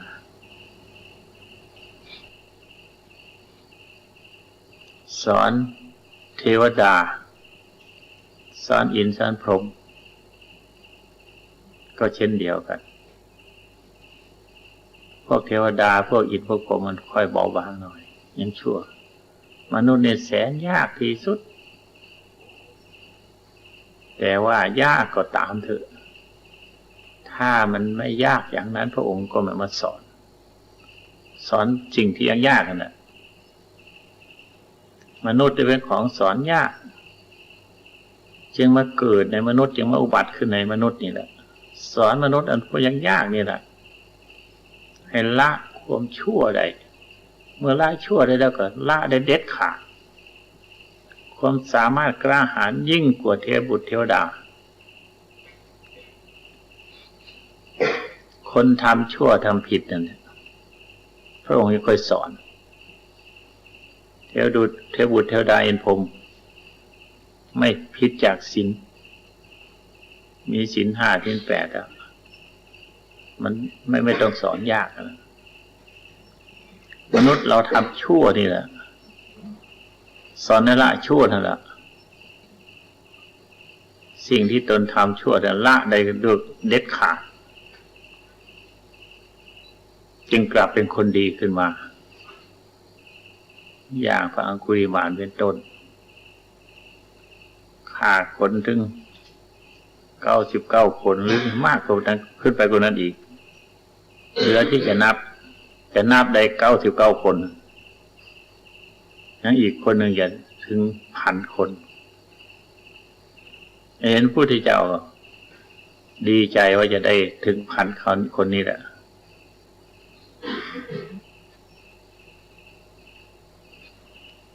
เห็นก็วิ่งติดตามเลยด้วยอภินิหารพระพุทธเจ้าพระองค์ยืนอยู่เฉยไม่ได้วิ่งหรอกเอาว่าคอยก่อนพระมหาสัพพนาโคดมคอยเราก่อนหยุดก่อนอย่าวิ่งให้หยุดก่อนนะพระองค์บอกว่าหยุดแล้วคำว่าหยุดแล้วคำนั้นน่ะ ทำไมจึงว่าหยุดพระสมณโคดมถึงว่าทำไมจึงว่าหยุดเราวิ่งตามแทบตาย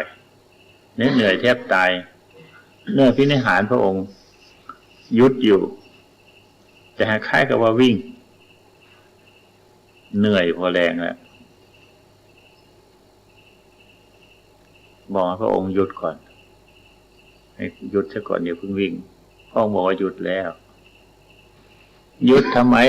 สมณโคดมโกหกนี่เราหยุดแล้วเราไม่โกหกเราหยุดจากการฆ่าสัตว์เท่านั้นน่ะคำพูดคำว่าหยุดจากการฆ่าสัตว์เท่านั้นน่ะมันกินใจถึงอังคุลิมานเลยเราไม่ฆ่าสัตว์แล้วเดี๋ยวนี้เราหยุดแล้วมาคิดถึงตัวของตัวของตนเราฆ่าสัตว์แล้วโผขังเรายังจะฆ่าอีกซ้ำเห็นพระพุทธเจ้าจะฆ่าอีกซ้ำคำว่าโผว่าหยุดแล้วเท่านั้นกินถึงใจลึกเข้าไปถึงใจเย็นว่าเข้าไปถึงหัวใจเกิดสลดสังเวชขึ้นมาจึงยอมสละอาวุธต่างๆเข้าหาพระพุทธเจ้าองค์เทศได้ฟังยังได้สำเร็จอนุตตโรอย่างนี้แหละพระองค์ใครจะไปสอนได้อย่างนั้น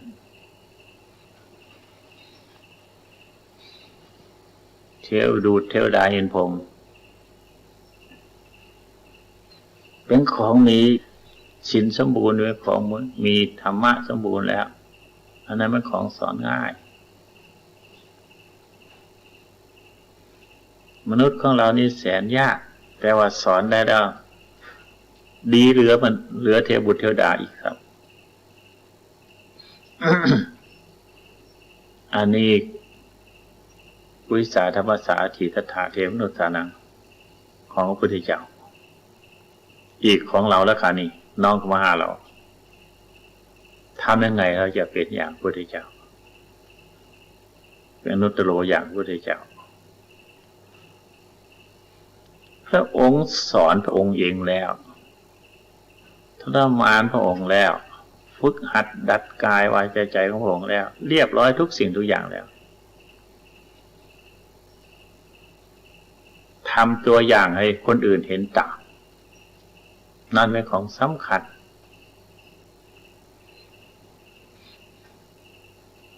เราฝึกหัดแล้วหรือยังเดี๋ยวนี้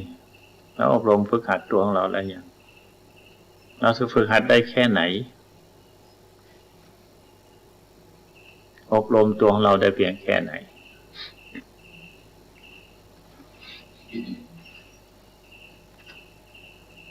อันนั้นเป็นเรื่องของพระพุทธเจ้า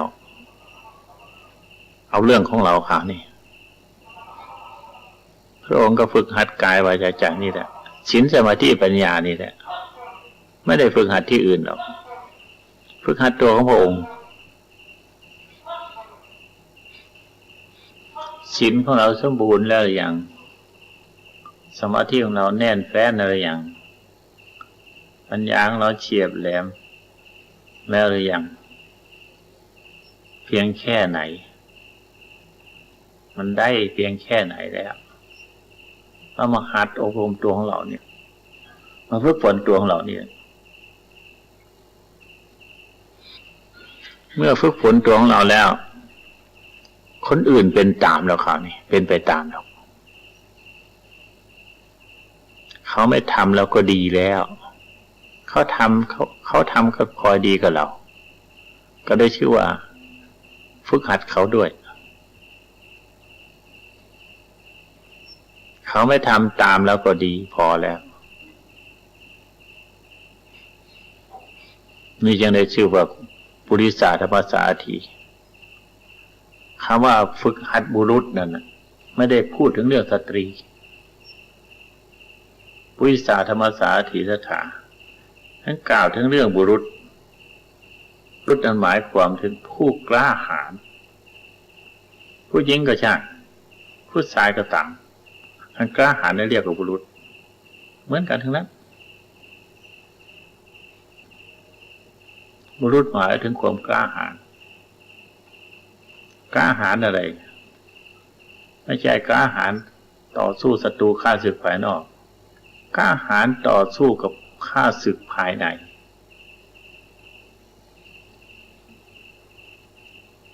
เช่นว่าศีลห้าเราไม่มีเรากล้าหาญต่อสู้ชำระศีลห้าได้ฆ่าสัตว์ลักทรัพย์ประพฤติผิดมิจฉาจารกล่าวโกหกสวาทดื่มสุราเมรัยศีลห้าข้อนี้มันเป็นศัตรูของเรากล้าหาญต่อสู้ได้จนให้มันราบคาบยอมแพ้เราทั้งหมดคือมันไม่กลับเกิดขึ้นมาอีกนั่นแหละต่อสู้เป็นบุรุษนะพระองค์ก็หัดอันนี้แหละหัดแต่ศีลห้าเนี่ยไปพระองค์ยังได้เทศนาศีลห้าเป็นต้นมนุษย์มีศีลห้าเป็นต้นเนี่ยก่อนผู้ถือพุทธศาสนานับถือพุทธศาสนาต้องมีศีลห้าเป็นต้นถือศาสนาแต่ว่าไม่มีศีลห้าก็เพียงแต่ว่าถือเฉยๆไม่ปฏิบัติตาม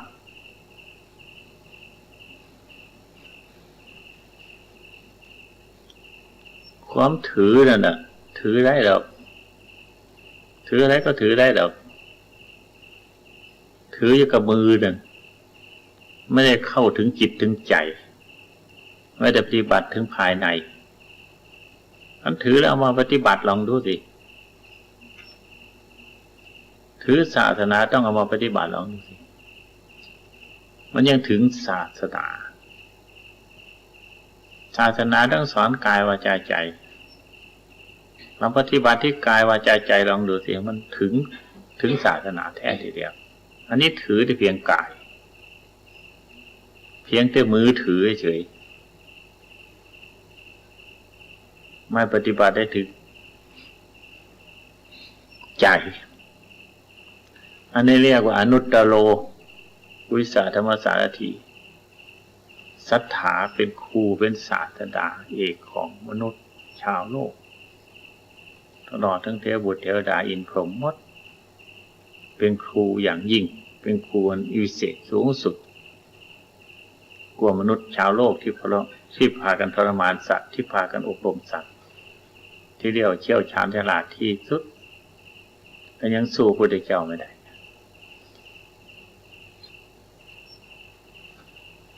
พุทโธหานี้เบิกบานนะคะนี่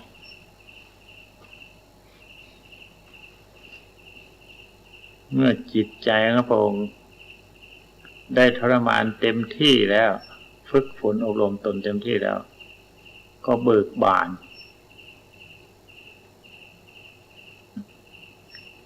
ท่านอุปมาเปรียบเหมือนกับดอกบัวที่ออกเต็มที่เบิกบานออกเต็มที่เห็นหมดทุกจีบทุกเกสรเห็นหมดทุกสิ่งทุกอย่างพระองค์ก็แบกออกหมดความรู้ของพระองค์มีเท่าไหร่เอามาเปิดเผยหมดคนเรานั้นไม่เข้าใจเฉยๆนี่แหละเข้าใจว่าพระองค์ไม่เอามาเปิดเผยคือว่าไม่เข้าใจธรรมะของพระองค์นั่นเองพูดให้เห็นจริงมันก็ไม่เห็นด้วยให้รู้จริงก็ไม่รู้ด้วยนั่นปิดตรงนั้นตรงไม่รู้โดยตรงไม่เห็นนั่นแต่แท้ที่จริงพระองค์เปิดเผยว่าทุกสิ่งทุกอย่างพระองค์เบิกบานจึงได้ประกาศโฆษณาถึงเรื่อง สัจธรรมทั้งหลายไปในที่ทุกแห่งทุกหนประกาศโฆษณาเบิกบานหมดทุกสิ่ง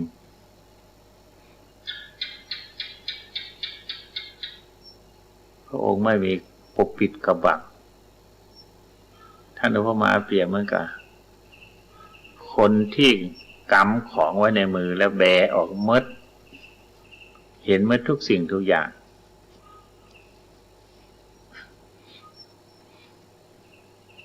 พูดอย่างง่ายๆก็อย่างว่าเรื่องศีลห้านี่แหละไม่ปกปิดไม่ปกปิดเลยฆ่าสัตว์ไม่ต้องปกปิดว่าสัตว์ตัวนั้นตัวนี้บรรดาสัตว์ต่างพวงหมดไม่ให้ฆ่าตัวมีชีวิตไม่ว่าญาติพี่น้องของเราหรือว่าของเราของเขาไม่ว่าทั้งนั้นน่ะไม่ฆ่าทั้งหมดฆ่าแต่บาปมันเป็นบาปนั่นแหละมันพระองค์ไม่ปกปิดลักทรัพย์ก็เหมือนกันตกลงว่าลักสิ่งใดก็ตามเถอะถ้าเจตนาตั้งใจจะลักแล้วนิดหน่อยก็เป็นลักถึงเขาไม่รู้ก็เรียกว่าลักเรียกว่าขโมยของเขาพืชพิษไม่ช้าจางก็เหมือนกัน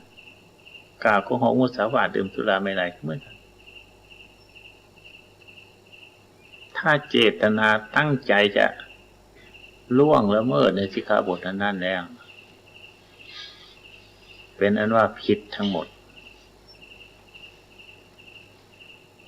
เนี่ยไม่ปิดบังอย่างนี้เบิกบานอย่างนี้กว้างขวางกระจายออกไปด้วยประการอย่างนี้พุทโธแปลว่าผู้เบิกบานในพระทัยของผมยิ้มแย้มแจ่มใสตลอดเวลาไม่มีการเศร้าหมองอุปมาเปรียบดังว่าพระจันทร์ที่ใสส่องสว่างเต็มที่ในวันเดือนเพ็ญถึงมีเมฆหมอกกำบังมันก็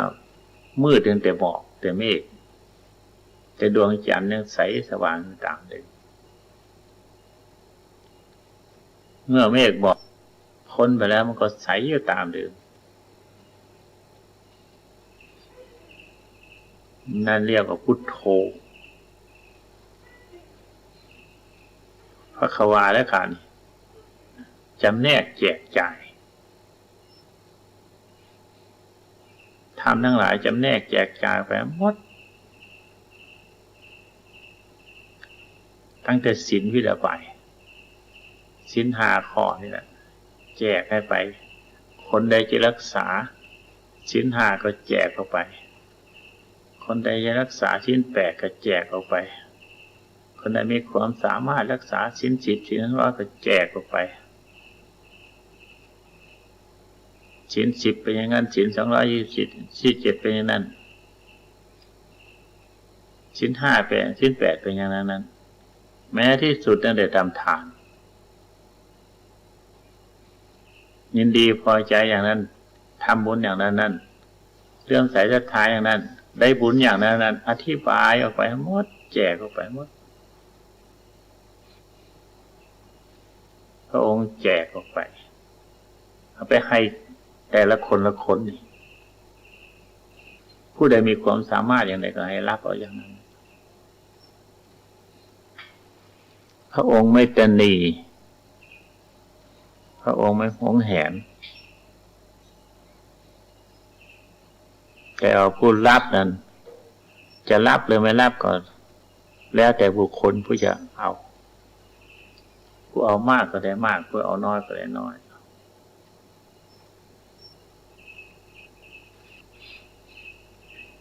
จึงว่าพระขวา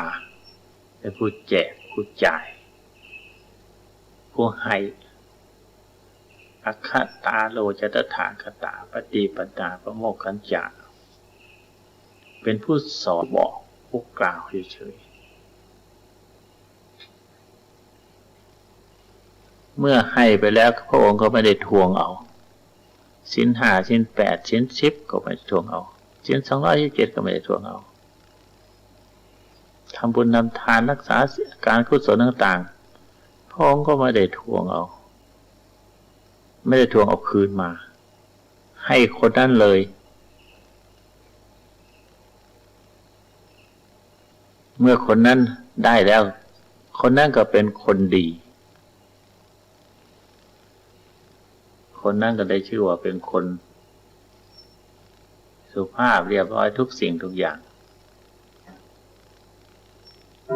สมบูรณ์โดยเจริญศีล สมาธิปัญญาเรียกว่าจรณะครบบริบูรณ์คิดดูว่าถ้าหากว่าเรารับเอาคำสอนของพระเจ้าได้ค่ะนี่พระองค์แจกเรารับเอาได้ค่ะนี่จะรับเอาสักน้อยสักเล็กน้อยก็ตามเถอะศีล 5นี่ก็เอาหรือทำทานก็เอารับเอาจริงๆจังเอาอันนั้นแหละมาไว้จริงๆจังสอนทำทานการกุศลนั่นนี่ก็รับเอามาไว้จริงๆจังปฏิบัติเป็นกิจวัตรศีล 5ข้อนี่ก็รับเอากิจวัตรจริงๆศีล 8ก็รับเอาเป็นกิจวัตรจริงๆไม่ขาดตกบกพร่องอุดมสมบูรณ์เลยโดยศีลด้วยทานบ้านเมืองก็จะอยู่เย็นเป็นสุขไหมล่ะคันหากว่ามีศีล 5ศีล 8ศีล 10สมบูรณ์บริบูรณ์นะจะสมบูรณ์บริบูรณ์เป็นสุขสบายไหมแต่มาคิดว่าเมืองมนุษย์ของเราเนี่ยอาจจะเป็นเทวดาไปได้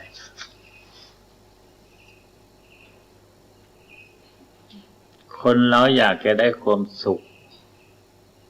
แต่หากไม่พากันปฏิบัติมันจะได้มาจากไหนให้ปฏิบัติตามศีล 5ข้อมันก็เสื่อมสูญหมดทุกสิ่งทุกอย่างอะดิต้นเหตุมันอยู่ศีล 5ข้อนี่เท่านั้นนะความชิบหายของมนุษย์ชาวโลกก็เพราะศีล 5ไม่มีนั่นเองโลกจะวุ่นวายเดือดร้อนก็เพราะศีล 5ไม่มีนั่นเอง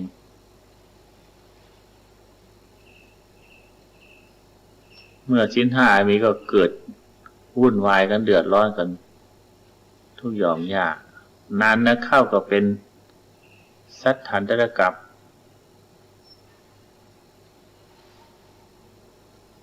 จิตหนาแน่นด้วยกิเลสและมีธรรมะเป็นเครื่องอยู่คือศีล 5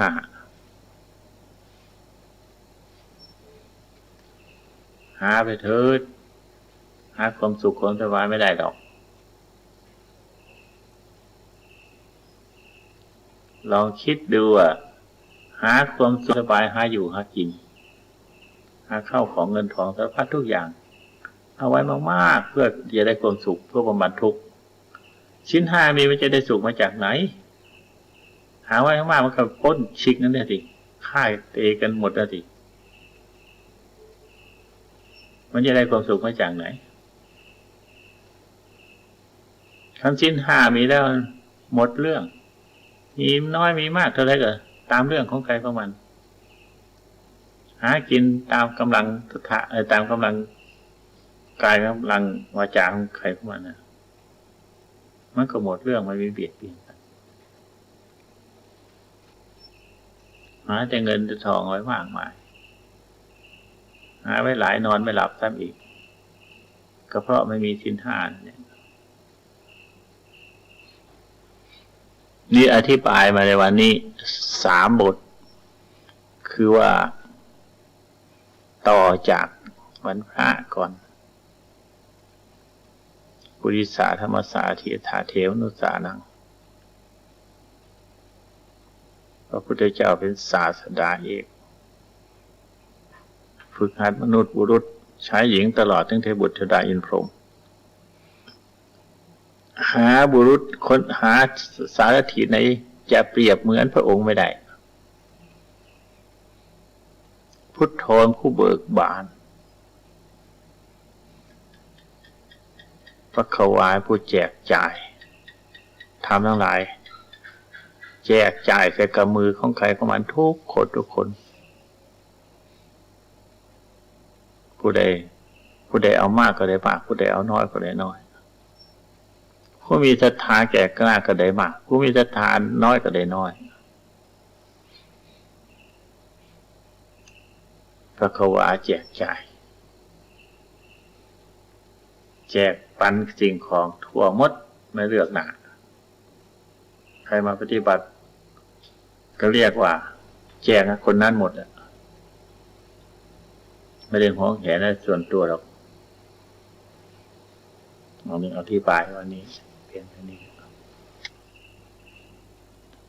ทอดที่ไปแม่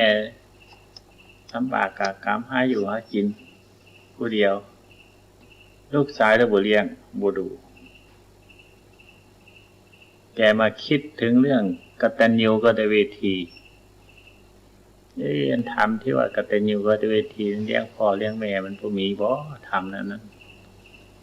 ทำนั้นนี้มันหายไปที่ไหนหรือตายแล้วบ่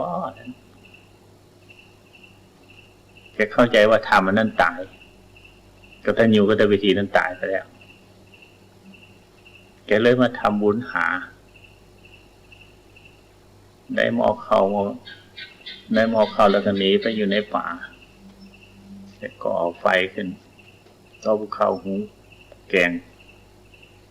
คนทำบุญทำทานฮะผีตายแต่ก่อนมันเป็นอะไรเนี่ยไปทำบุญในป่าเวลาทำบุญแล้วก็ทิ่มมัดทั้งหม้อนั่นแหละบอกเอาละยังก็ทิ่มมัดทำบุญหาบุญกตัญญูกตเวทีในป่ามันเดือดร้อนนึกพระอินทร์กล่าวทั้งเรื่องพระอินทร์หาย้ายอย่างที่อย่างมาเส้นเราทำบุญหาธรรมะอันที่ว่ากตัญญูกตเวทีมันตายไปที่ใดทำบุญหาก่อนเอาเส้นโอ้ยโมตายดอกยังอยู่ขณะกตัญญูกตเวทียังอยู่ขณะ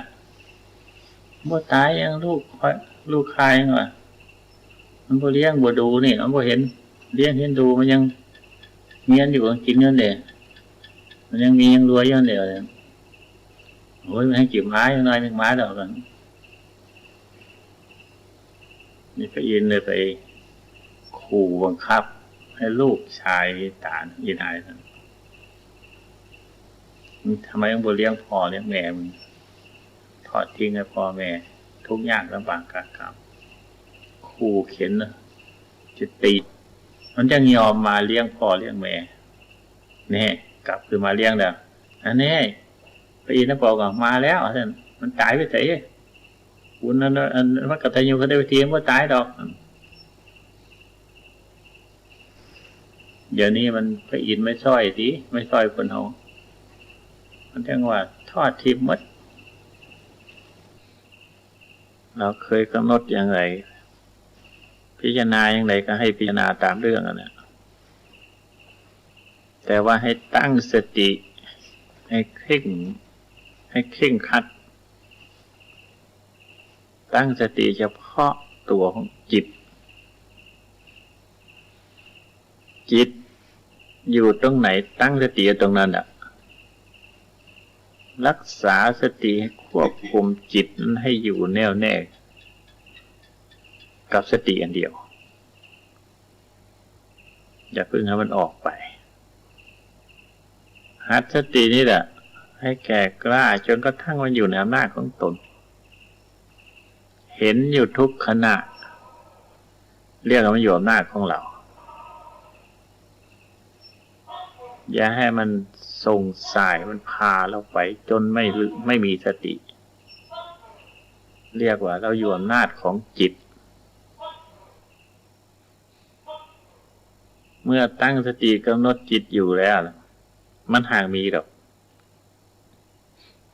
เรื่องความรู้มันเกิดจากนั้นนะคนเราไม่สังเกตเฉยๆถ้าตั้งสติกำหนดจิตดีๆแล้วมันสังเกตดูใจจิตอันนั้นมันอยู่หน้าของเรามันจิตมันผ่องใสสะอาดเห็นอยู่ทุกขณะแล้วมันหักส่อแสดงขึ้นมาแล้วส่อขึ้นมาในนั้นอยากรู้อยากเห็นยังไงส่อขึ้นมาที่นั้นแต่ว่าอย่าไปอยากรู้มันหักรู้ขึ้นมาเองจิตไม่ถึงมันอยู่สักเท่าใดก็ตามเถอะมันให้มีแววอยู่ในตัวมีแวววาวเกิดขึ้นมาในนั้นเราจับอันนั้นมาพิจารณาจับอันนั้นมาคิดค้นต่อไปนี่ถ้าหากพูดถึงเรื่องจิตมันมีแววอย่างนั้นมันก็ต้องออกไปอย่างนั้นแต่ว่าถ้าจิตยังไม่ถึงขนาดนั้นเอาพุทโธเป็นเครื่องอยู่ซะก่อนนึกกับพุทโธให้อยู่กับพุทโธนั่นแหละสติให้ควบคุมอยู่กับพุทโธนะเมื่อพุทโธอยู่กับจิตอยู่กับพุทโธแล้วสติควบคุมพุทโธกับจิตเดียวกันนั่นแหละการควบคุมจิตได้แล้วพุทโธหายไปหมดยังเหลือแต่จิตคันยังควบคุมพุทโธไม่อยู่มันก็ยังไม่หายก่อนจิตก็ยังไม่ทันทิ้งพุทโธให้อยู่กับพุทโธซะก่อนเมื่อจิตอยู่แน่วแน่เต็มที่แล้วพุทโธหายหมดยังเหลือแต่จิตอันเดียวจิตกับสติเท่านั้นอยู่ผู้เดียว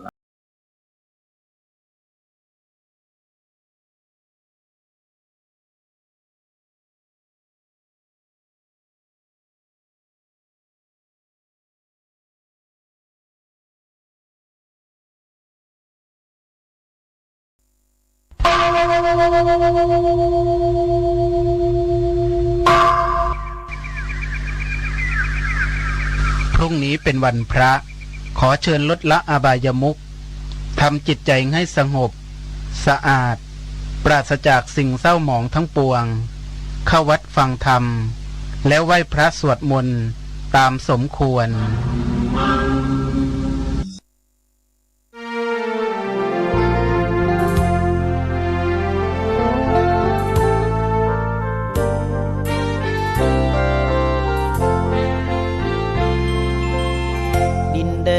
ดงธุรกันดา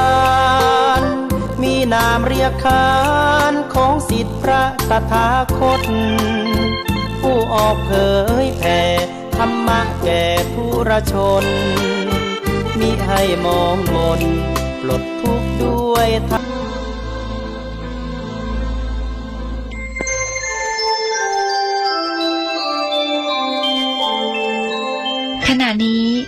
ท่านกำลังฟังสถานีวิทยุกระจายเสียง FM 104.5 เมกะเฮิรตซ์ สวัสดีครับท่านผู้ฟังพบกับรายการเกษตรเพื่อชีวิตสำหรับวันนี้เสนอเรื่องอนาคตและปัจจุบันการประกอบการเกษตรตอนที่2ก่อนเข้าสู่รายการก็มีธรรมะมาฝากท่านผู้ฟังหัวข้อจากหนังสือพจนานุกรมพุทธศาสตร์ฉบับประมวลศัพท์เรียบเรียงโดยประเทศเวทีประยุทธ์โตมหาจุฬาลงกรณราชวิทยาลัยพิมพ์เผยแพร่ปี2533หัวข้อธรรมะวันนี้คือปริโภทก็คือเครื่องผูกพันหรือหน่วงเหนี่ยวเป็นเหตุให้ใจพะวักพะวนห่วงกังวลหรือเหตุกังวลหรือข้อติดขัดปริโภทที่ผู้จะเจริญกรรมฐานพึงตัดเสียให้ได้เพื่อให้เกิดความปลอดโปร่งพร้อมที่จะเจริญกรรมฐานให้ก้าวหน้าไปได้ด้วยดีมี10อย่าง 1. อาวาสปริโภทความกังวลเกี่ยวกับวัดหรือที่อยู่ 2. กุลปริโภทก็คือความกังวลเกี่ยวกับตระกูลญาติหรืออุปถาก 3. ลาภปริโภทก็ความกังวลเกี่ยวกับลาภ 4. คุณบริโภคความกังวลเกี่ยวกับคณะศิษย์หรือหมู่คณะที่ตนต้องรับผิดชอบ 5. กรรมบริโภคความกังวลเกี่ยวกับการงานเช่นการก่อสร้าง 6. ศรัทธาบริโภคความกังวลเกี่ยวกับการอัฏฐานะบริโภคความกังวลเกี่ยวกับการเดินทางไกลหรือเนื่องจากกิจธุระ 7. ญาติบริโภคความกังวลเกี่ยวกับญาติหรือคนใกล้ชิดที่จะต้องเป็นห่วงซึ่งกำลังเจ็บป่วยเป็นต้น 8. อาพาธบริโภคความกังวลเกี่ยวกับความเจ็บไข้ของตนเอง 9. คันธะบริโภคความกังวลเกี่ยวกับการศึกษาเล่าเรียน 10. อิทธิบริโภคคือความกังวลเกี่ยวกับฤทธิ์ของปุถุชน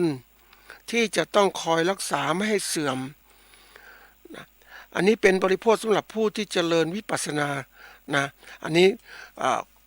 เป็นข้อที่9เนี่ยไม่ฤทธิ์ไม่ให้เสื่อมในการที่พูดถึงหลักบริโภคขึ้นมาความกังวลเนี่ยอันนี้เป็นที่10อย่างเนี่ย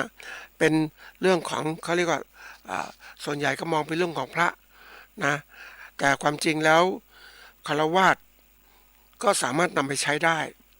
เรามาแยกแยะความกังวลต่างๆเกี่ยวกับคือความกังวลเครื่องผูกมัดหรือหน่วงเหนี่ยวเป็นเหตุให้ใจพะวักพะวนห่วงกังวล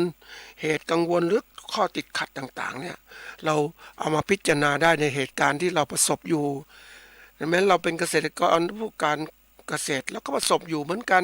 เพียงแต่ลดระดับของการเป็นอย่างเจ้าวาดก็เป็นเจ้าของธุรกิจเนี่ยเป็นยังไงเนี่ยอันนี้เป็นเรื่องที่ต้องคือนำหลักการเนี่ยเอามาใช้ได้เพราะหลักมันก็เหมือนกันนั่นแหละนะเพียงแต่ประยุกต์ใช้ในระดับเขาเรียกระดับหยาบปกติระดับธรรมพุทธเจ้าเป็นระดับที่เป็นกลางๆทั้งหยาบกลางละเอียดใช้ได้หมดเลยแต่ระดับของปุถุชนอย่างเราเนี่ยเอามาใช้ได้ก็คือพิจารณาตัดความกังวลต่างๆเหตุแห่งความกังวลที่เกิดขึ้นกังวลที่นี้มันทำให้เรานั้นไม่สามารถจะคือดำเนินกิจการต่อได้เพราะมันคิดกังวลรุมเร้าอยู่ในจิตใจตัวเองอย่างเรามีปัญหารุมเร้าต่างๆที่เกิดขึ้นปัญหาการเกษตรที่เกิดขึ้นขนาดนี้ทางการผลิตการตลาดแล้วเกี่ยวข้องผู้บริโภคที่มันเกิดขึ้นมาเนี่ยเราเครียดมากกังวลมากมันเกิดความเครียดที่ว่านี่แหละแล้วก็ไม่สามารถดำเนินกิจการได้ก็เคยเห็นคนที่เขาเครียดนะท่านผู้ฟังอันนี้วิธีการบำบัดเนี่ยก็ส่วนใหญ่ก็ไปหาแพทย์บำบัดรักษาแต่บางคนนั้นยังบำบัดรักษาทางการแพทย์ไม่ว่ากินยาต่างๆแต่ความจริงแล้วมันมีทางอื่นที่รักษาเขาทำให้จิตใจเขาวางเรื่องกังวลทีละเรื่องไปให้มันคลายนะเคยไปเห็นผู้ป่วยนะจากความเครียดที่มันเกิดขึ้นมากมายนะหลายอย่างแล้วปรากฏว่ามัน ลามมาถึงมือสั่นปากสั่นพูดไม่ได้พูดอึดอัดมือก็สั่นนะคือมันเครียดมากอะท่านผู้ฟังก็บอกให้เขาวางทีละส่วนหัดพูดก็พูดช้าๆไม่ต้องเร็วคือคนเคยพูดเร็วก็เร็วอย่างนี้แต่ว่ามันปวดมันเครียดระบบประสาทไม่ทำงานมันก็อึกอักอย่างเนี้ยมือก็สั่นก็บอกให้วางมือไม่ต้องยกมือขึ้นมาวางกับพื้นนะไม่ให้มันสั่นถ้าความสั่นมันก็กดกระตุกเกิดขึ้นอีกเพราะฉะนั้นให้วางมือกับโต๊ะนะพูดช้าๆไล่ทีละอย่างนะไม่ต้องเร่งเร้าเขาอะให้เขาพูดอย่างนี้ที่สุดมันก็จะพูดได้เขาก็ช้าๆก็เข้าสู่อาการเขาก็ปกติให้รู้จักวางแต่ถ้าถือของเมื่อไหร่มันจะสั่นเพราะนั้นต้องให้วางนี่คือการวางกายของเราละวางการพูดวางการจาต่างๆทีนี้มาถึงการวางในสมองเนี่ยก็บอกให้เขาว่าคิดทีละเรื่องคุณมี100 เรื่องแล้วคุณคิด100 เรื่องเดี๋ยวสับสนไปมาต่างๆให้คิดทีละเรื่อง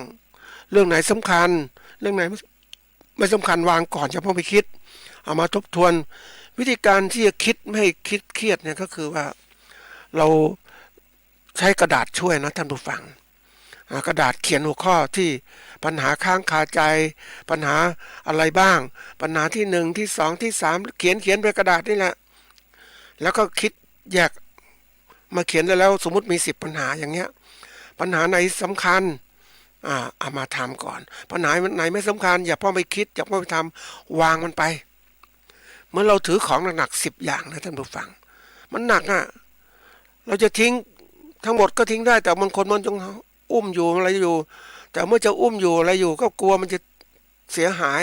ก็ค่อยยกทีละอย่างเอาทิ้งออกก่อนเอาวางแล้ววางจากบ่าจากไหล่ของเราก็ลดภาระทำให้เรานั้นมีกำลังรองรับในปัญหาที่ต่างที่เกิดขึ้นได้ปัญหาที่เราเขียนมาปุ๊บเราก็รู้แล้วปัญหาอะไรบ้างมีบ้างเราก็เริ่มมาวางทีละส่วนแล้วทีละเรื่องแล้วเราก็เก็บเรื่องที่มีปัญหามาคิดปัญหาใหญ่ๆมาคิดนะอย่างขนาดที่สมมุติว่า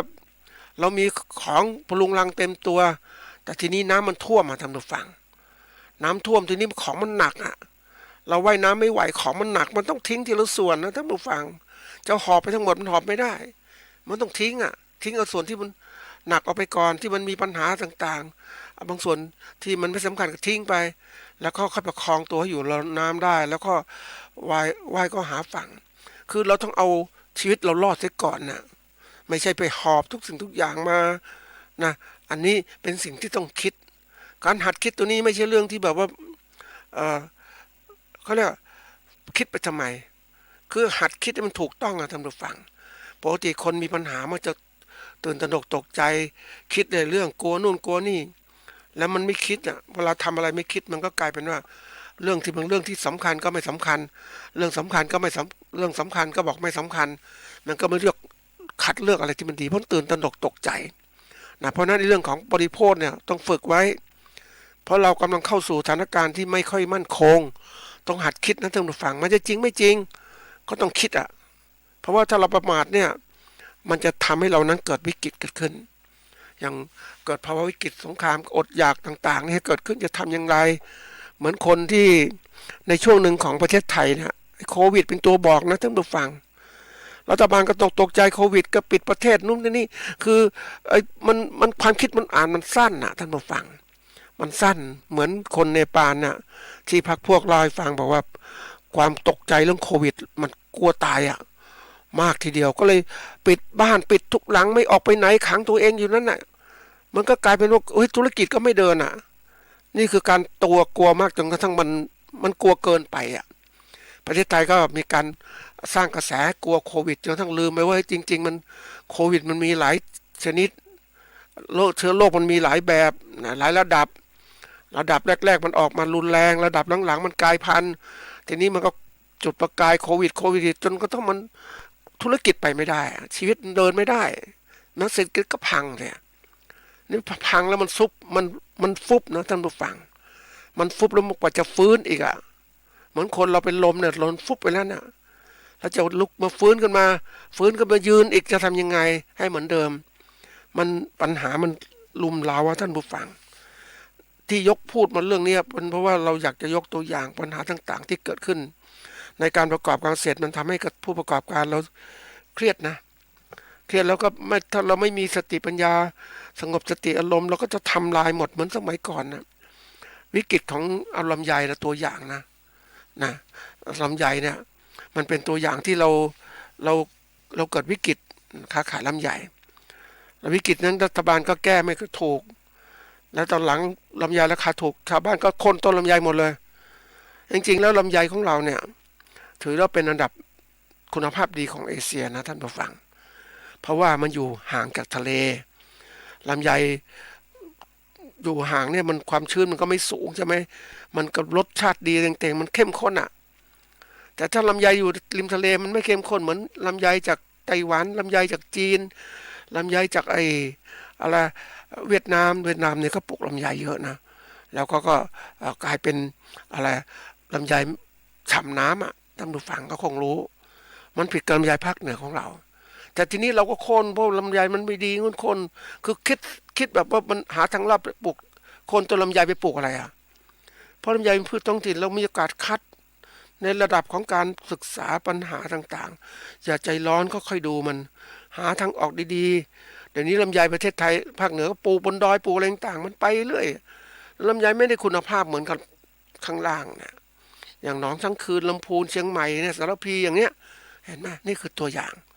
เพราะฉะนั้นไอ้ตัวที่มันทำเนี่ยมันเกิดคือระหว่างนี้ลำไยมันเกิดปัญหานะคนก็จะเกิดวิกฤตความเครียดในการแก้ปัญหาต่างๆแล้วไม่มองทางไกลจะแก้ปัญหามันต้องมองทั้งระยะสั้นระยะกลางระยะไกลด้วยต้องมองอย่างนี้มันถึงจะทำประกอบการอย่างเขาเรียกว่ามีความ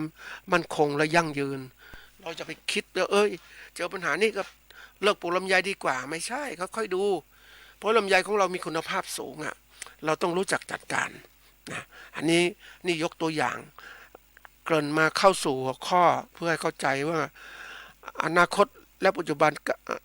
การประกอบการเกษตรของเราเนี่ยมันก็จะมีปัญหาอย่างที่บอกว่าปัญหาคืออนาคตแน่นอนว่าวิธีการข้างหน้าการประกอบการเนี่ยมันต้องเก่งนะท่านผู้ฟังมันต้อง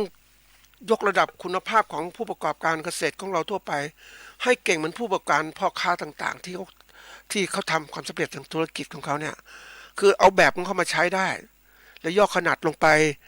เราต้องเก่งอย่างเขาบางทีเพราะว่าธุรกิจนี้มันแข่งขันกันสูงเราต้องมีความรู้เพิ่มเติมขึ้นมามันเป็นกลยุทธ์การบริหารธุรกิจนะท่านผู้ฟัง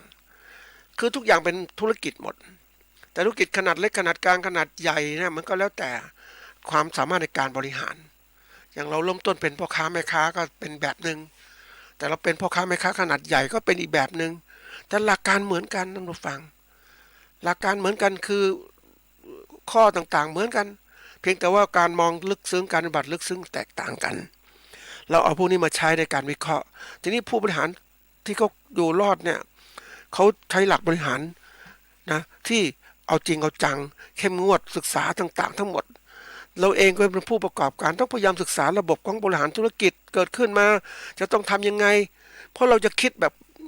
ถ้าคิดแบบเกษตรกรเรามันไปไม่ได้แล้วท่านผู้ฟังเพราะว่าอะไรเราก็ต้องเป็นลูกไล่ของผู้ประกอบการขนาดใหญ่เป็นของพ่อค้าต่างๆทั้งหมดแต่เราต้องหัดคิดที่เป็นผู้ประกอบการที่พยายามยืนอยู่ด้วยตัวเองพยายามทำยังไงพัฒนาต่างๆเขาต้องบอกว่าในการพัฒนาการอุตสาหกรรมการเกษตรของประเทศไทยเนี่ยเราต้องพัฒนาผู้ประกอบการคือให้เขามีความรู้มีความสามารถให้เห็นโลกกว้างขึ้นมันต้องทำให้เกิดเขาเรียกว่าความสามารถในการบริหารการจัดการที่ทันสมัยลดต้นทุนลดต่างๆสร้างประสิทธิภาพประสิทธิผลในการผลิตที่สูงขึ้นมันจะอยู่ได้อะมันจะแข่งขันได้ถ้างั้นอยู่ไม่ได้ถ้าไม่มีความสามารถในการแข่งขันก็อยู่ไม่ได้มันก็ขาดทุนอย่างนี้ตลอดเวลาแล้วรัฐบาลก็ใช้กลยุทธ์ในการแก้ปัญหาโดยการที่ว่าเชื่อเหลือเกื้อกูลอย่างเนี้ยเมื่อไหร่จะเดินได้ล่ะเนี่ยมันก็เป็นปัญหาเกิดขึ้นอย่างตัวอย่างที่รัฐบาลเป็นเกื้อกูลนะยางพาราสมัยก่อนก็ส่วนหนึ่งแหละนะแต่เมื่อเข้าสู่ความจริงมันเกื้อกูลไม่ตลอดมันก็ต้องพังอ่ะ นะเพราะนั้นบางทีต้องฝึกให้เขาเข้าใจระบบการค้าต่างประเทศมันเป็นยังไงเดี๋ยวนี้ยางเป็นไงมียางเทียมใช่ไหมแล้วทำไงยุงคุณภาพยังไงจะเชื่อมต่อผู้ผลิตยางยังไงทำกลยุทธ์การผูกขาดได้ไหมผูกขาดของโลกเหมือนสมัยที่รัฐบาลเก่าทำอยู่นะคือรวมหัวกันผู้ประกอบการยางทุกคนมารวมหัวกันให้กำหนดราคาอย่างนี้นะอย่างนี้นะเพื่อช่วยกันละกันไม่ใช่ต่างคนต่างขายแข่งกันอย่างเนี้ยอันนี้ทีนี้มันก็ต้องดูว่าพวกที่ซื้อไปเนี่ยเขาทำยางเขาก็ยางเทียมผสมอะไรต่างๆมันมีเกิดขึ้นเดี๋ยวนี้ยางพาราไปทำอย่างอื่นได้อีกนะยางทำหมอนทำที่นอนทำอะไรต่างๆเยอะแยะหมดเลยเพราะต้องการแปรรูปต่างๆทั้งหมดนะเพื่อจะให้เอาผลผลิตจากยางมาใช้แต่ยางเนี่ยแน่นอนว่าค่าใช้จ่ายมันสูงต้นทุนมันสูงเพราะต้องเกลียดยางนะทุกวันน่ะกว่าจะได้ผลผลิตมันก็โอ้โหยากนะมันเสียตรงนี้แหละท่านผู้ฟังกิจการใดกิจการเกษตรใดใช้ต้นทุนใช้แรงงานมากเนี่ยมันยุ่งยากมันลำบากเดี๋ยวนี้อย่างที่บอกว่าการปลูกผักนะสมมติสมัยก่อนนะเขาใช้อะไรปลูกผักเนี่ยเขาใช้แรงงานคนรดน้ำผักตลอดเช้าเย็นอย่างเนี้ยเพราะว่าระบบของการผลิตที่ไม่ทันสมัยไม่มีเครื่องจักรมาช่วยไม่มีอะไรต่างมาช่วยเดี๋ยวนี้มันปลูกยางปลูกผักที่ทันสมัยนะปลูกผักในโรงเรือนปลูกผักอะไรคุมหมดมีระบบน้ำมีระบบของการให้ปุ๋ยมีระบบของการปรับแสงอุณหภูมิความชื้นทำได้หมดเลยและปลูกได้จำนวนมากจริงๆปลอดภัยจากสารเคมีไม่ต้องเสียยาฆ่ายานะพ่นยาฆ่าแมลงต่างๆเกษตรกรผู้ประกอบการผลิตปลอดภัยสบายเนี่ยเขามีหาตลาดรองรับต่างๆมันเป็นระบบแบบนี้ไม่ต้องยากลำบากเหมือนเดิมในนี้ถ้าเราคิดนะท่านผู้ฟังมองไปข้างหน้าพืชผักนะไปเห็นพืชผักที่ประเทศจีนเขาผลิตนะเขายังผลิตไม่ทันในแถวยูนานเนี่ยนะก็พืชผักที่ผลิตก็แน่นอนผลิตแบบดั้งเดิมนะก็คือว่าคนปลูกพืชมีน้ำต่างๆแล้วก็ปุ๋ยก็มาจากไหนปุ๋ยมาจากทางห้องสุขาเราเนี่ยแหละเอาเป็นปุ๋ยพืชสดไปให้มันต่างๆโอ้ยมันต้นพืชมันต้องการปุ๋ยมันต้องเจริญเติบโตก็จัดการแล้วเก็บเติบโตก็ล้างมาเอามาให้คนกินทีนี้ถ้าคนกินเขารู้ปุ๊บเขาไม่อยากกินละแต่คนที่เขาอยู่ในโลกนั้นเขาไม่เป็นไรกินได้แต่คนรุ่นใหม่ไม่เขาเห็นปุ๊บมันสกปรกยิ่งมีสารเคมีต่างๆยิ่งยุคปัจจุบันผลิตพืชผักแบบใช้สารเคมีก็กลัวสารเคมีพยายามไปซื้อเครื่องทำละลายสารเคมีที่เกาะกับใบพืชมาให้หมดเพื่อการปลอดภัยหรือการล้างผักหลายๆครั้งมีเติมสารเคมีไปด้วยเพื่อทำลายสารเคมีที่เกาะติดมากับพืชผักนะอันนี้เป็นปัญหาละคนก็กลัวมะเร็งคนโกรธต่างๆเพราะว่าการใช้ยาของเกษตรกรมีอยู่สูงยาฆ่าแมลงยาต่างๆเพราะนั้นมันก็เลยแก้ปัญหาปลายเหตุแหละ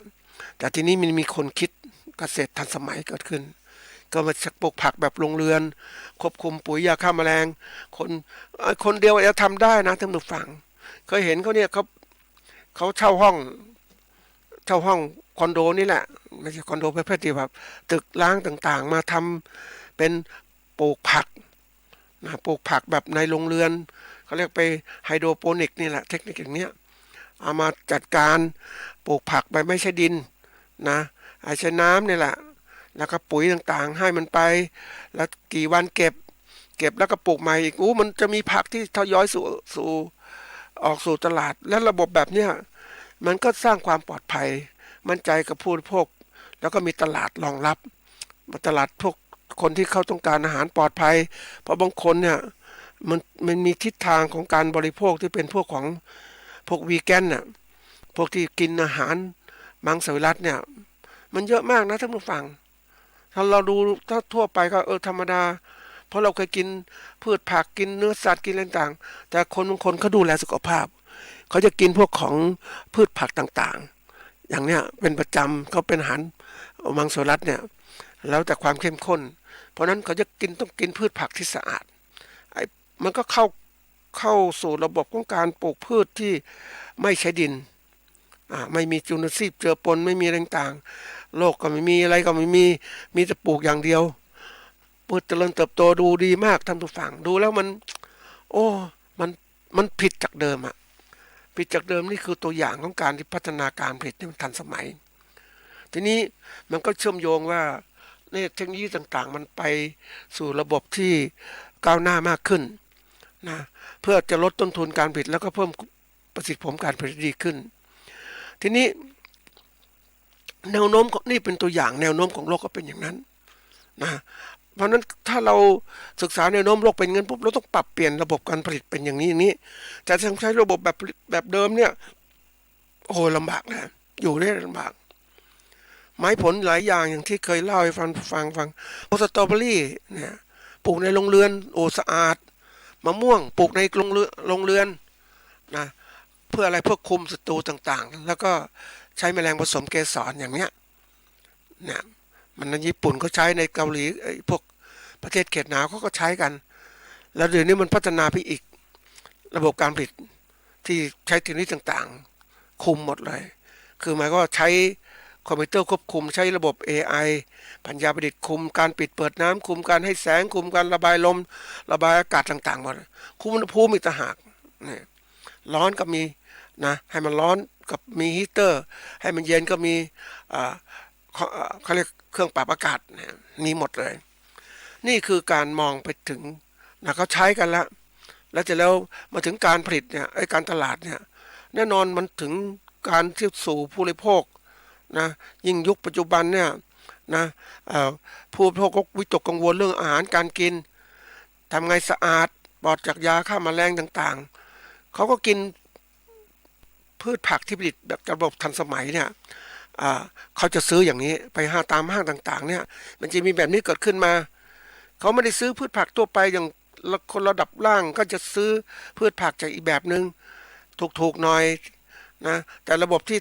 การผลิตที่สุขภาพเนี่ยนะคนก็อีกแบบหนึ่งเขาจะซื้ออาหารแบบเนี้ยแนวโน้มคนจะเป็นอย่างนี้มากขึ้นนะอันนี้คือการมองไปทิศทางนี้ทีนี้การผลิตต่างๆเนี่ยเดี๋ยวนี้มันควบคุมได้โดยเครื่องจักรหมดแล้วเครื่องคอมพิวเตอร์หมดแล้วทีนี้มาถึงว่าวิกฤตที่มันเกิดขึ้นน่ะมันก็ทำให้เราเครียดเหมือนกันนะท่านผู้ฟังมันกระเทือนตอนแรกกระเทือนถึงคือวิกฤตที่เขาวิเคราะห์ไว้เนี่ยนะวิกฤตทางยุโรปวิกฤตทางตะวันออกกลางหรือวิกฤตอเมริกาก็มีแล้วก็วิกฤตทางเอเชียวิกฤตเหล่านี้มันจะเกิดขึ้นจากวิกฤตความการมันเริ่มจากเศรษฐกิจที่ก่อนการซื้อขายนะแล้วก็เริ่มของการแข่งขันกันการเอารัดเอาเปรียบกันการผูกขาดกันเกิดขึ้นสังคมก็เป็นสังคมผู้สูงวัยสังคมเด็กเกิดใหม่ก็ไม่ค่อยมีอย่างเนี้ยมันก็เกิดขึ้นมาอันนี้สำหรับประเทศไทยนะเด็กเกิดใหม่น้อยแต่ที่อื่นเนี่ยเด็กเกิดใหม่ก็ยังมีอยู่นะแล้วการเมืองการปกครองที่เป็นประชาธิปไตยเป็นพวกของสังคมนิยมความนิยมก็แล้วแต่ก็แข่งขันกันอย่างนี้สิ่งแวดล้อมของโลกก็เสื่อมโทรมลงไปแล้วเป็นวิกฤตที่นี้วิกฤตเหล่านี้มันทำให้เกิดการที่เรียกว่ามันสะสมกันโดยเฉพาะอย่างยิ่งสถานการณ์ตอนนี้ก็มีการวิเคราะห์ว่าสงครามรัสเซียกับยูเครนจะเป็นวิกฤตเกี่ยวข้องกับพลังงานน้ำมันแล้วก็พวกของอาหารการกินพวกของปุ๋ยสารเคมีต่างๆนะพวกพลังงานก็แน่นอนอยู่แล้วนะแล้วเกี่ยวข้องขาดค่าเงินอีกต่างหากมันลามขนาดนี้เดี๋ยวนี้มันก็เกิดความกลัวเกิดขึ้นว่าจะเกิดวิกฤตอาหารขาดแคลนเพราะว่าโรคโควิดจริงๆทั้งมันเกิดขึ้นมันทำซ้ำเติมการกินสินค้าเกษตรกินต่างๆหมดเลยแล้วก็เกษตรกรก็ไม่มีทุนแล้วมันจะลามมาตัวอย่างมันจะเกิดขึ้นก็คือว่าปีที่ผ่านมาสินค้าเกษตรขายได้ราคาต่ำทั้งที่ต้นทุนการผลิตสูงแต่กลยุทธ์ของพ่อค้าก็อย่างเนี้ยนะซื้อราคาที่ต่ำเพราะฉะนั้นเกษตรกรก็ไม่มีเงินพอก็อาจต้องเลิกการผลิตหรือผลิตน้อยลงอย่างที่เล่าว่าเราเห็นปีเนี้ยแน่นอนว่าพื้นที่ว่างเปล่าหรือปลูกพืชที่เกษตรกรเคยทำน้อยลงนะเป็นตัวอย่างเพราะว่าเขาต้องลงทุนต้องซื้อต้องมีอะไร ต้องซื้อยาฆ่าซื้อปุ๋ยยาฆ่าแมลงต่างๆแล้วไม่พอเดี๋ยวนี้มันมาเปลี่ยนโลกมันเปลี่ยนจากการใช้แรงงานสัตว์มาเป็นใช้แรงงานเครื่องจักรใช้น้ำมันต่างๆเยอะแยะหมดใช้พลังงานไฟฟ้าต่างๆทีนี้มันขนาดเปลี่ยนมาแล้วแต่ว่าต้นทุนการผลิตมันก็สูงขึ้นอ่ะทีนี้มันขายสินค้าได้ราคาต่ำอ่ะมันก็ไม่มีทุนอ่ะจะขยายธุรกิจก็ไม่ได้ยิ่งไปเจอในชนบทโอ้เจอปัญหาเนี่ยยอมรับนะท่านผู้ฟังไม่มีใครช่วยแก้ปัญหาเลยอ่ะสินค้าเกษตรผลิตมาเนี่ยราคาต่ำทั้งนั้นเลยแล้วไปเจอพ่อค้ากดราคาขณะเดียวกันผู้บริโภคก็เจอปัญหาก็คือว่าไม่มีรายได้มากพอค่าเงินเนี่ยมันต่ำลงพอซื้อสินค้าเนี่ยได้สมมติข้าวจานละ25 บาทสมัยก่อนนะมันขึ้นเป็น55 60 บาทน้ำแก้วหนึ่งนะเอาเครื่องดื่มเนี่ยน้ำบัดลมอย่างเนี้ยง่ายๆเนี่ยจาก12 บาทจาก10 บาทกลายเป็น15 บาทถ้าในสถานที่ลงก็เรียกในภัตตาคารต่างๆมันขึ้น25 บาทถึง30 บาทมันแพงแล้วดูท่านผู้ฟังคิดดูนะโอ้โหนี่มันค่าแรงงานก็ไม่ขึ้นอย่างเงี้ยแรงงาน300 บาทเนี่ยโอ้โหยิ่งวิกฤตมาใส่สัมภาษณ์เขาวิกฤตโควิดที่ผ่านที่อยู่เนี่ยเขาเคยได้รับวันละ300แต่เจ้าของธุรกิจบอกว่าคนไม่ค่อยมาก็ขอลดค่าจ้างลงมา 20%วันนั้นวัน300ก็ได้ไม่ถึง300แล้วน้ำมันไม่ลดน่ะน้ำมันกับขึ้นอย่างเนี้ยค่าไฟก็ขึ้นเหมือนเดิมแพงขึ้นใช่อัตราก้าวหน้าโอ้ยมันทับถมนะท่านผู้ฟังนี่คือปัญหาวิกฤตที่จะเกิดขึ้นวิกฤตที่เราต้องหาทางออกถ้าเราตระหนกตกใจเราไม่วางวิเคราะห์ปุ๊บเนี่ยมันจะทำให้คิดไม่ออกนะอย่างตอนนี้ที่เราสถานการณ์เศรษฐกิจของโลกไม่ค่อยดีนะแล้วเสร็จแล้วก็เกิดเรื่องบางประเทศเนี่ยเราบริหารประเทศผิดพลาดอย่างเวเนซุเอลาเนี่ยอันที่หนึ่งแล้วมันถึงประเทศของศรีลังกาในชัดเจนใกล้เอเชียเราเนี่ย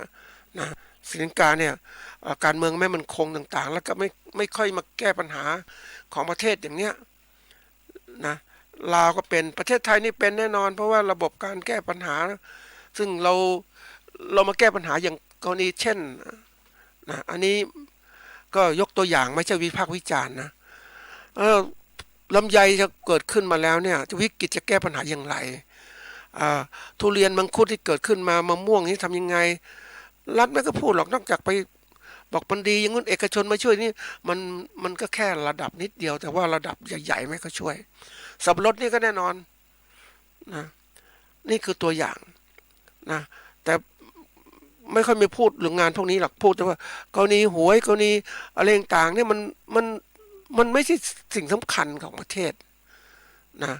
เราต้องการกินดีอยู่ที่ก่อนนะทำยังไงเรื่องของการขายหวยเกินราคาต่างๆถ้าพูดถึงตำหลักดีมานซัพพลายอุปสงค์ทางมันแพงอย่างนั้นก็ช่างมันใครอยากเล่นก็ช่างมันเพียงแต่ว่าเรามีนโยบายคือ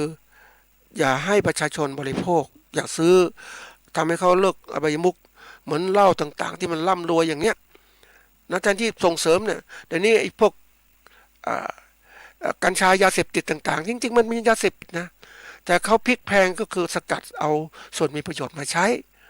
แต่มันมีปลูกขึ้นมาแล้วทำยังไงเดี๋ยวนี้คนก็จะไปนั่งบริโภคแล้ว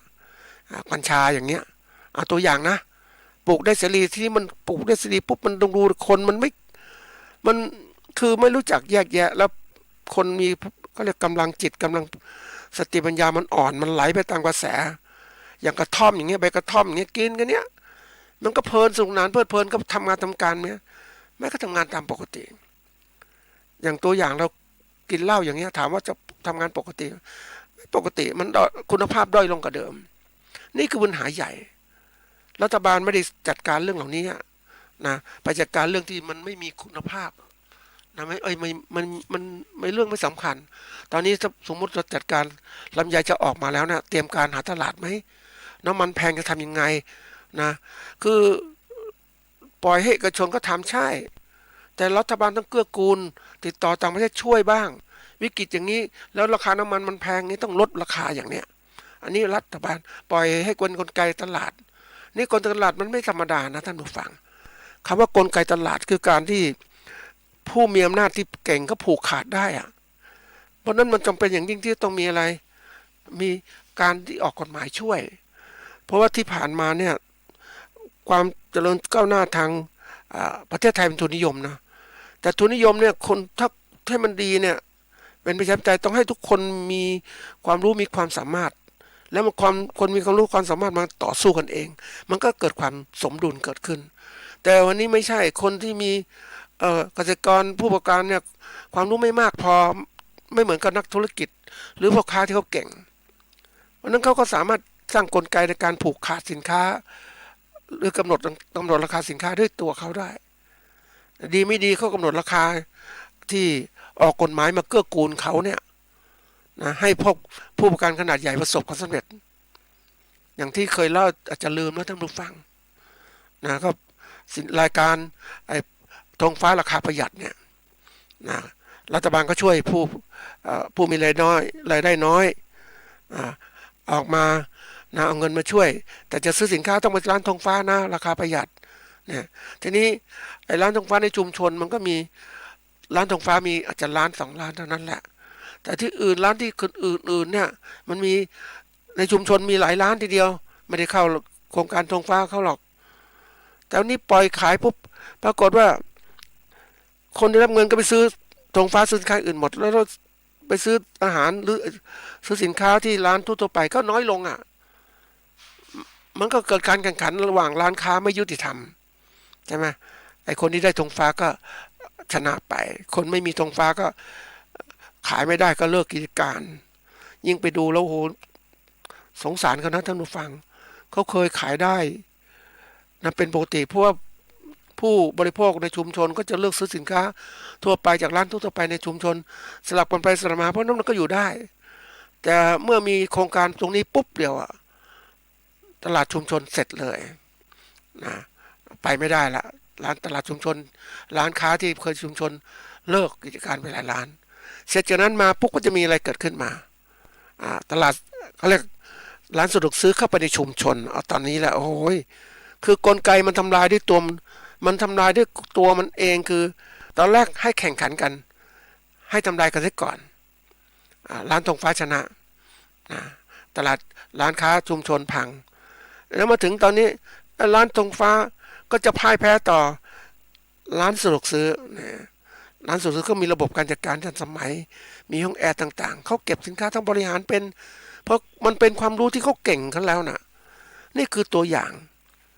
วิกฤตต่างๆนี่คือมองให้เห็นว่าวิกฤตการตลาดเนี่ยแน่นอนถูกผูกขาดหมดแล้วเกษตรกรจะเป็นยังไงต่อผู้ประกอบการจะเป็นยังไงต่อมันต้องหาทางออกนี่เราดูจากที่เราทำดูฟังไปตอนที่แล้วว่าเมื่อไปเข้าอบรมการพัฒนาศักยภาพผู้ประกอบการ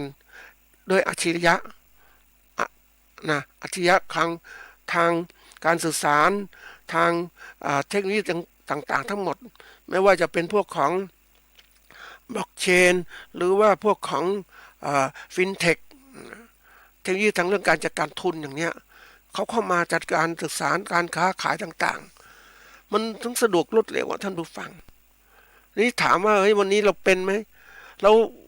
าพยายามนะท่านผู้ฟังอย่างตัวอย่างเช่นเราเองเนี่ยเราไม่มีสื่อการตลาดตัวเองเพราะเราไม่ได้เตรียมแต่วันนี้ไอ้พวกที่ทำแอปพลิเคชันโปรแกรมต่างๆมาซื้อสินค้าอาหารให้กับผู้บริโภคเลยนะพวกที่ไรเดอร์ต่างๆที่นะจริงๆแล้วมันน่าจะไรเดอร์เนี่ยนะน่าจะอยู่ในมือของผู้ประกอบการโดยตรงคือเขาเป็นเจ้าของนะเจ้าของเนี่ยเขาจะส่งสินค้าไปยังผู้บริโภคนะแต่ที่ไหนได้ก็เกิดได้พวกไรเดอร์ได้เป็นตัวกลางเชื่อมต่อระหว่างผู้บริโภคกับผู้ผลิตนี่พวกนี้ก็ได้กำไรเขาเก็บกินเพราะนั้นมันก็เกินแข่งขันระหว่างพวกนี้อยู่แต่ผู้ประกอบการผู้ผลิตเองเนี่ยแน่นอนก็ถูกเอาเปรียบตลอดไม่มีโอกาสเป็นของตัวเองไม่มีช่องทางตลาดตัวเองเพราะว่าไม่ได้สร้างการค้าการขายทางอินเทอร์เน็ตหรือดิจิตอลมาร์เก็ตติ้งดิจิตอลมาร์เก็ตอันนี้เป็นส่วนสำคัญแต่ก่อนเรามีตลาดก็คือตลาดทั่วไปที่มีพ่อค้าคนกลางยุคใหม่ๆเดี๋ยวนี้เขาเริ่มตัดตลาดพวกนี้ออกก็เป็นดิจิตอล มาร์เก็ตตลาดออนไลน์ต่างๆที่เกิดขึ้นทีนี้พวกทำแอปพลิเคชันต่างๆมันรู้เนี่ยมันเร็วเพราะว่าก็มีเปลี่ยนจากพ่อค้าคนกลางในชุมแบบปกติกลายเป็นตัวพ่อค้าคนกลางในอินเทอร์เน็ตนะมันก็หลุดไม่ได้จากการเอารัดเอาเปรียบเปลี่ยนจากพ่อค้ากลุ่มหนึ่งไปเป็นพ่อค้าทางอินเทอร์เน็ตพ่อค้าคนกลางนะท่านผู้ฟังก็อย่างนี้มันก็เลยกลายเป็นว่าผู้การอาหารการกินหรือเกษตรต่างๆก็ถูกเอารัดเปรียบไม่สามารถจะหลุดขึ้นมาได้แต่เราจะหลุดมาได้ก็ต้องกลายเป็นผู้ประกันขนาดใหญ่ที่มันเกิดขึ้นจริงๆในขณะนี้ที่เขาทำมาเนี่ยเขาวางแผนมานานในการที่จะวิจัยเรื่องการผลิตและการตลาดครบสมบูรณ์แบบเขาเรียกการประกอบการแบบสมบูรณ์แบบครบวงจรทีนี้เราเองถ้าเราคิดทีละส่วนมันก็ไม่สามารถจะอยู่รอดหรือแข่งขันได้ถ้าเราอ่อนแอก็ต้องพยายามรวมตัวเป็นเครือข่ายแต่คนเราเนี่ยท่านผู้ฟังก็คงจะรู้ว่าถ้าไม่มีอะไรมาบีบบังคับเราก็ต่างคนต่างอยู่แต่ถ้าบีบบังคับอะไรมารวมเครือข่ายอย่างเคยเห็นเนี่ยการทำสหกรณ์การทำเขาเรียกว่าสมาคมต่างๆนะที่ช่วยกันประกอบการทำให้ขณะที่คนอ่อนแอเนี่ยมารวมตัวกันทำอย่างนี้เกิดขึ้นมามันก็เริ่มแข็งแรงไอ้แข็งแรงเนี่ยปุ๊บมันก็ช่วยกับกลุ่มละทีนี้ก็มีหัวหน้ากลุ่มหัวหน้าสมาคมหัวหน้าสหกรณ์ทำงานอย่างนี้กำไรได้น้อยเอาอย่างนี้ดีกว่าเรามีความรู้มีช่องทางแล้วก็สร้างกลายเป็นผู้ประกอบการเองเลยก็แทนที่จะรวมกลุ่มกันก็แยกนั้นคนที่ฉลาดคนที่เก่งก็จะออกจากกลุ่มคนอยู่กลุ่มก็จะตอนแรกหวังมาพึ่งพาทีนี้ไอ้คนที่ถูกพึ่งพามันไปสร้างตัวเองแล้วกลุ่มหรือสหกรณ์ก็พังอยู่อย่างแบบไม่เข้มแข็งนะท่านผู้ฟังนี่คือตัวอย่างการที่คนเราเนี่ยมันมองเอาประโยชน์ใส่ตนก็ธรรมชาตินะท่านผู้ฟังทำไงฉันจะมีกำไรสูงสุดและยิ่งที่เคยกล่าวไว้ว่าคนรุ่นใหม่นั้นไม่สนใจว่าคุณจะเป็นใครหรือคุณจะมีคุณธรรมไม่มีความฉันเอาประโยชน์ฉันอย่างเดียวพอมันมีความเป็นตัวที่สูงนะและยิ่งมาเจอเขาเรียกว่าหลักการบริหารประกอบการที่ทันสมัยเนี่ยฉันได้ก่อนฉันเรียนรู้ก่อนฉันได้ประโยชน์ก่อนในขณะเดียวกันหลักทันสมัยนี่คนที่ไม่มีความรู้เนี่ยไม่เคยเรียนรู้ไม่สนใจมันก็เกิดการเสียเปรียบเพราะนั้นยิ่งพัฒนาไปก็ถึงบอกว่ายิ่งพัฒนาไปก็จะยิ่งเกิดช่องว่างมากขึ้นนะระหว่างกลุ่มคนในสังคมอย่างที่บอกว่าเกิดช่องว่างมากขึ้นอย่างสมัยก่อนนะทุกคนนะสมมติเรามีนะคนมีอันจะกินสัก50%นะคนที่ไม่มีอันจะกินต้องตัดตรงนี้50%ทีนี้พัฒนาไปปุ๊บเนี่ยไอ้คน 50% มันพัฒนาไปแล้วมันก็เกิดความคนที่เก่งก็จะเกิดอะไรขึ้นก็ร่ำรวยมากขึ้นอาจจะมีแค่ 20% อีก 30% ก็กลายเป็นคนชั้นกลางละนะยิ่งพัฒนาไปอีกไอ้ 20% อาจจะเหลือแค่ 15% หรือ 5% 10% คนรวยสูงสุดแล้วเสร็จแล้วไอ้กลุ่มของคนกลางต่างๆเนี่ยที่มีระดับกลางก็จะถูกผลักให้เหมือนคนชั้นล่างเพราะนั้นมันก็กลายเป็นจัด2ระดับก็คือระดับคนรวย 20% ระดับคนจนนะที่มันระดับไม่มีต้องพึ่งพาเนี่ยคนอื่นก็เนี่ย 80% ก็เกิดสภาวะแบบนั้นเกิดขึ้นมันห้ามกันไม่ได้นะท่านผู้ฟังมันพัฒนาสังคมมันแบบนี้มันต้องเป็นระบบแบบนี้มันจำเป็นที่ต้องมีตัวนึงเรียกว่าคุณธรรมที่เกิดขึ้นจริยธรรมที่เกิดขึ้นเดี๋ยวนี้มันจะเป็นปัญหาใหญ่เลยยิ่งสังคมเราเนี่ยไม่ก็สนใจเรื่องเหล่านี้เลยเพราะว่าทุกคนก็มัวแต่ฟันฝ่าเอาเรียกอะไรเอาชีวิตรอดให้ได้ไม่สนใจคือชีวิตของคนมันเปลี่ยนไปหมดนะท่านผู้ฟังว่าสมัยก่อนเรามีเวลาทำเกษตรปุ๊บมีเวลาว่างไปวัดไปอะไรต่างๆที่จะสร้างสื่อสัมพันธ์ที่ดีสร้างคุณธรรมที่เกิดขึ้นเดี๋ยวนี้ไม่มีแล้วมันน้อยลงแล้วเสร็จแล้วคนทุกคนอย่างที่เราไปตอนที่แล้วว่านักร้านเจ้าของร้านอาหารคนหนึ่งที่มันทำแต่อาหาร7 วันไม่ไปไหนเลยเป็นกุ๊กเป็นเจ้าของเองรวยเริ่มรวยแล้ว ก็ถามว่าคุณศึกษาธรรมะไม่ไปไหนฉันจะทำตลอดชีวิตอย่างท่านเนี่ยนะการงานเพื่อเก็บเอาธุรกิจของเขาอะเพราะนั้นคุณธรรมจิตใจของคนนะมันอ่อนลงมันมีน้อยลงอะยิ่งไปเจอวัดก็วัดในชุมชนนะท่านผู้ฟังวัดในชนบทก็สัมภาษณ์เจ้าอาวาสว่ามีคนมาเข้าวัดไหมก็มีวัดมีศรัทธาอยู่50 ครอบครัวแต่จะมาตอนช่วงที่มีเทศกาลเท่านั้นแหละนะเราก็ไม่มีเทศกาลก็ไม่ค่อยมาเพราะต่างคนต่างต้องรีบทำหากินแล้วก็ถามเจ้าอาวาสมีลูกวัดไหมไม่มีเลยไม่มีใครมาบวชและที่บวชอยู่เนี่ยเป็นเจ้าอาวาสเพราะว่าก็ไม่รู้จะไม่มีใครมาไม่มีใครมาเป็นเจ้าอาวาสก็ต้องเป็นเจ้าอาวาสแล้วก็เป็นลูกวัดในตัวเองทำทุกอย่างยิ่งวัดขนาดพอสมควรเหนื่อยนะท่านผู้ฟังดูแลเสนาสนะต่างๆทำภารกิจต่างๆบิณฑบาตหากินเองมันดูแล้วมันหนักทีเดียวนี่คือตัวอย่างนี่คือสิ่งที่ยกว่าคนมันเปลี่ยนแล้วศาสนสถานศาสนาอะไรต่างๆก็เปลี่ยนไปหมดแนวโน้มมันคงจะแบบเหมือนธุรกิจเหมือนประเทศญี่ปุ่นนะท่านผู้ฟังเป็นไปได้นะญี่ปุ่นพระไม่มีวัดวัดพระไม่วัดไม่มีพระนะไปเจอวัดไม่มีพระก็ไปเจอทำไงอยากจะไปที่นี่ปุ๊บ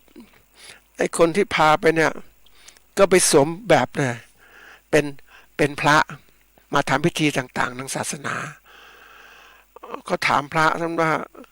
คือเป็นด็อกเตอร์นะท่านผู้ฟังทำไมต้องมาทำแบบนี้ก็อยู่วัดอย่างเดียวได้ไหมมันไม่มีคนมาเท่าไหร่นอกจากมาทำพิธีเท่านั้น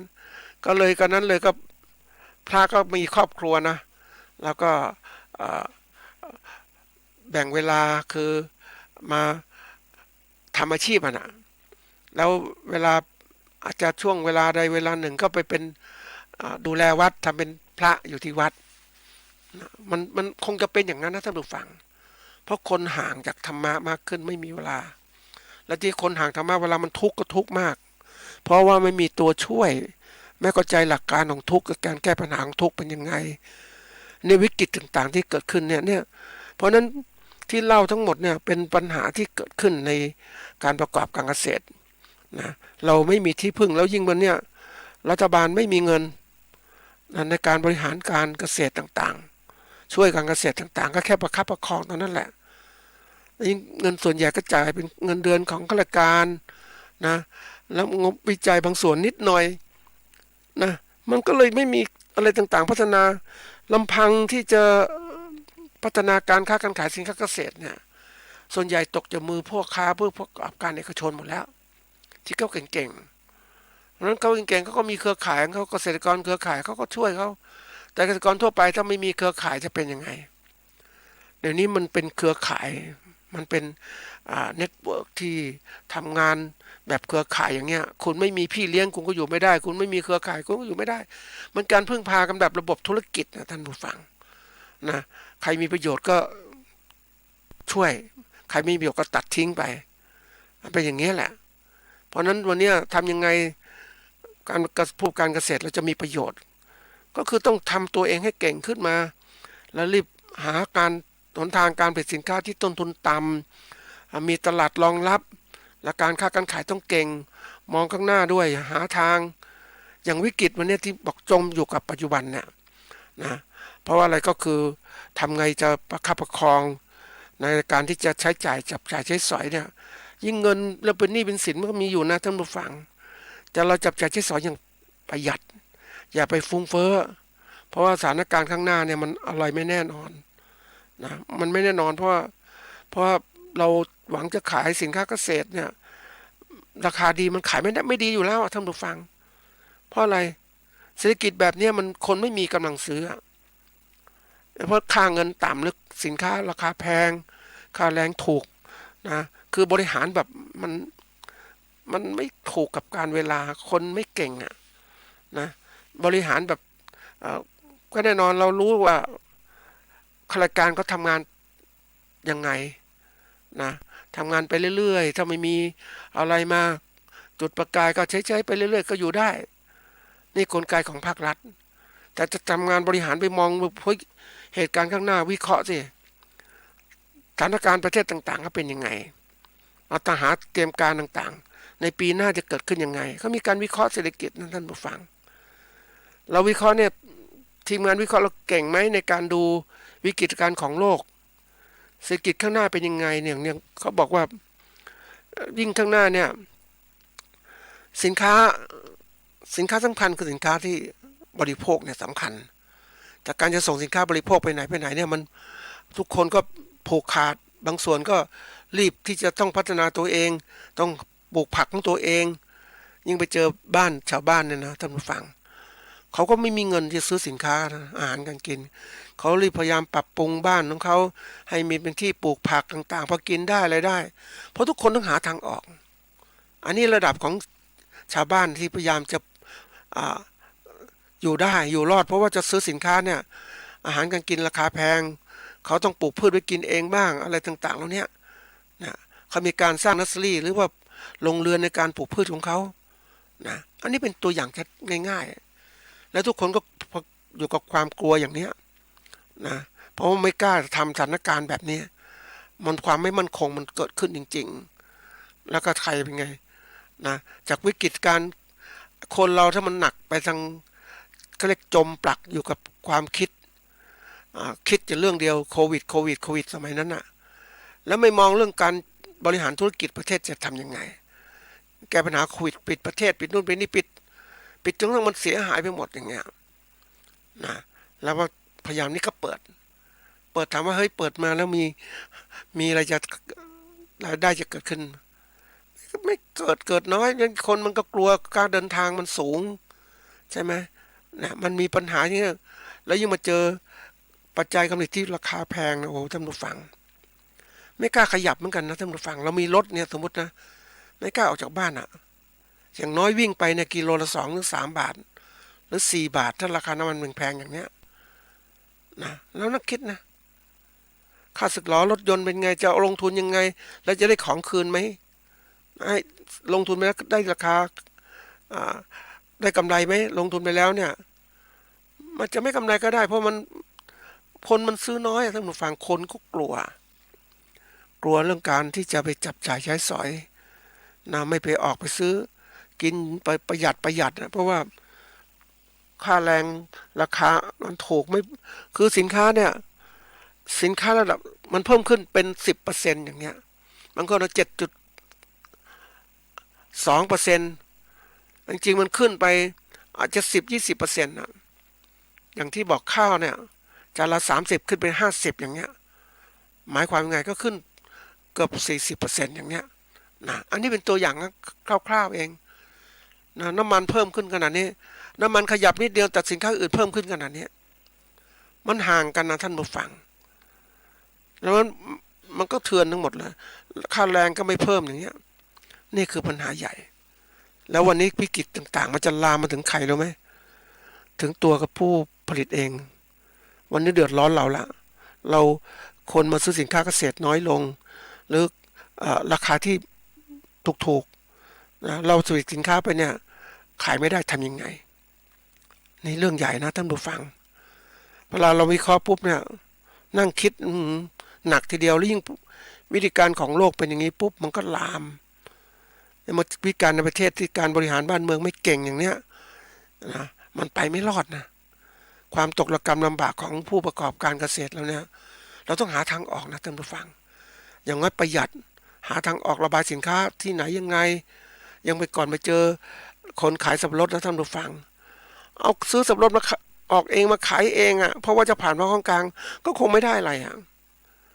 ขายเองยังได้มากกว่าเนี่ยอันนี้เป็นตัวอย่างเพราะนั้นต้องพยายามหาทางออกค่อยๆคิดหาทางออกประหยัดนั่งดูซะก่อนทิศทางไหนจะไปยังไงดีนะทิศทางจะทำยังไงนะหาทางเลือกมากๆขึ้นนะเพื่อจะทำให้เรานั้นเขาเรียกว่าหาทางออกในการระบายสินค้าเกษตรเราก่อนขออยู่รอดในปีนี้ให้ได้ผ่านปีหน้าไปมันฟุบ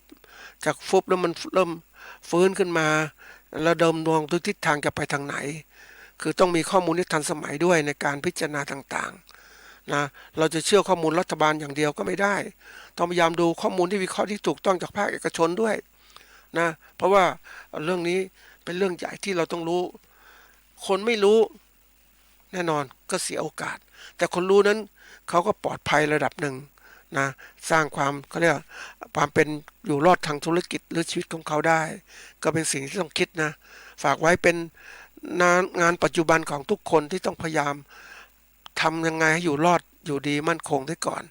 ไอ้ส่วนความยืนค่อยว่าอีกทีหนึ่งครับสวัสดีครับ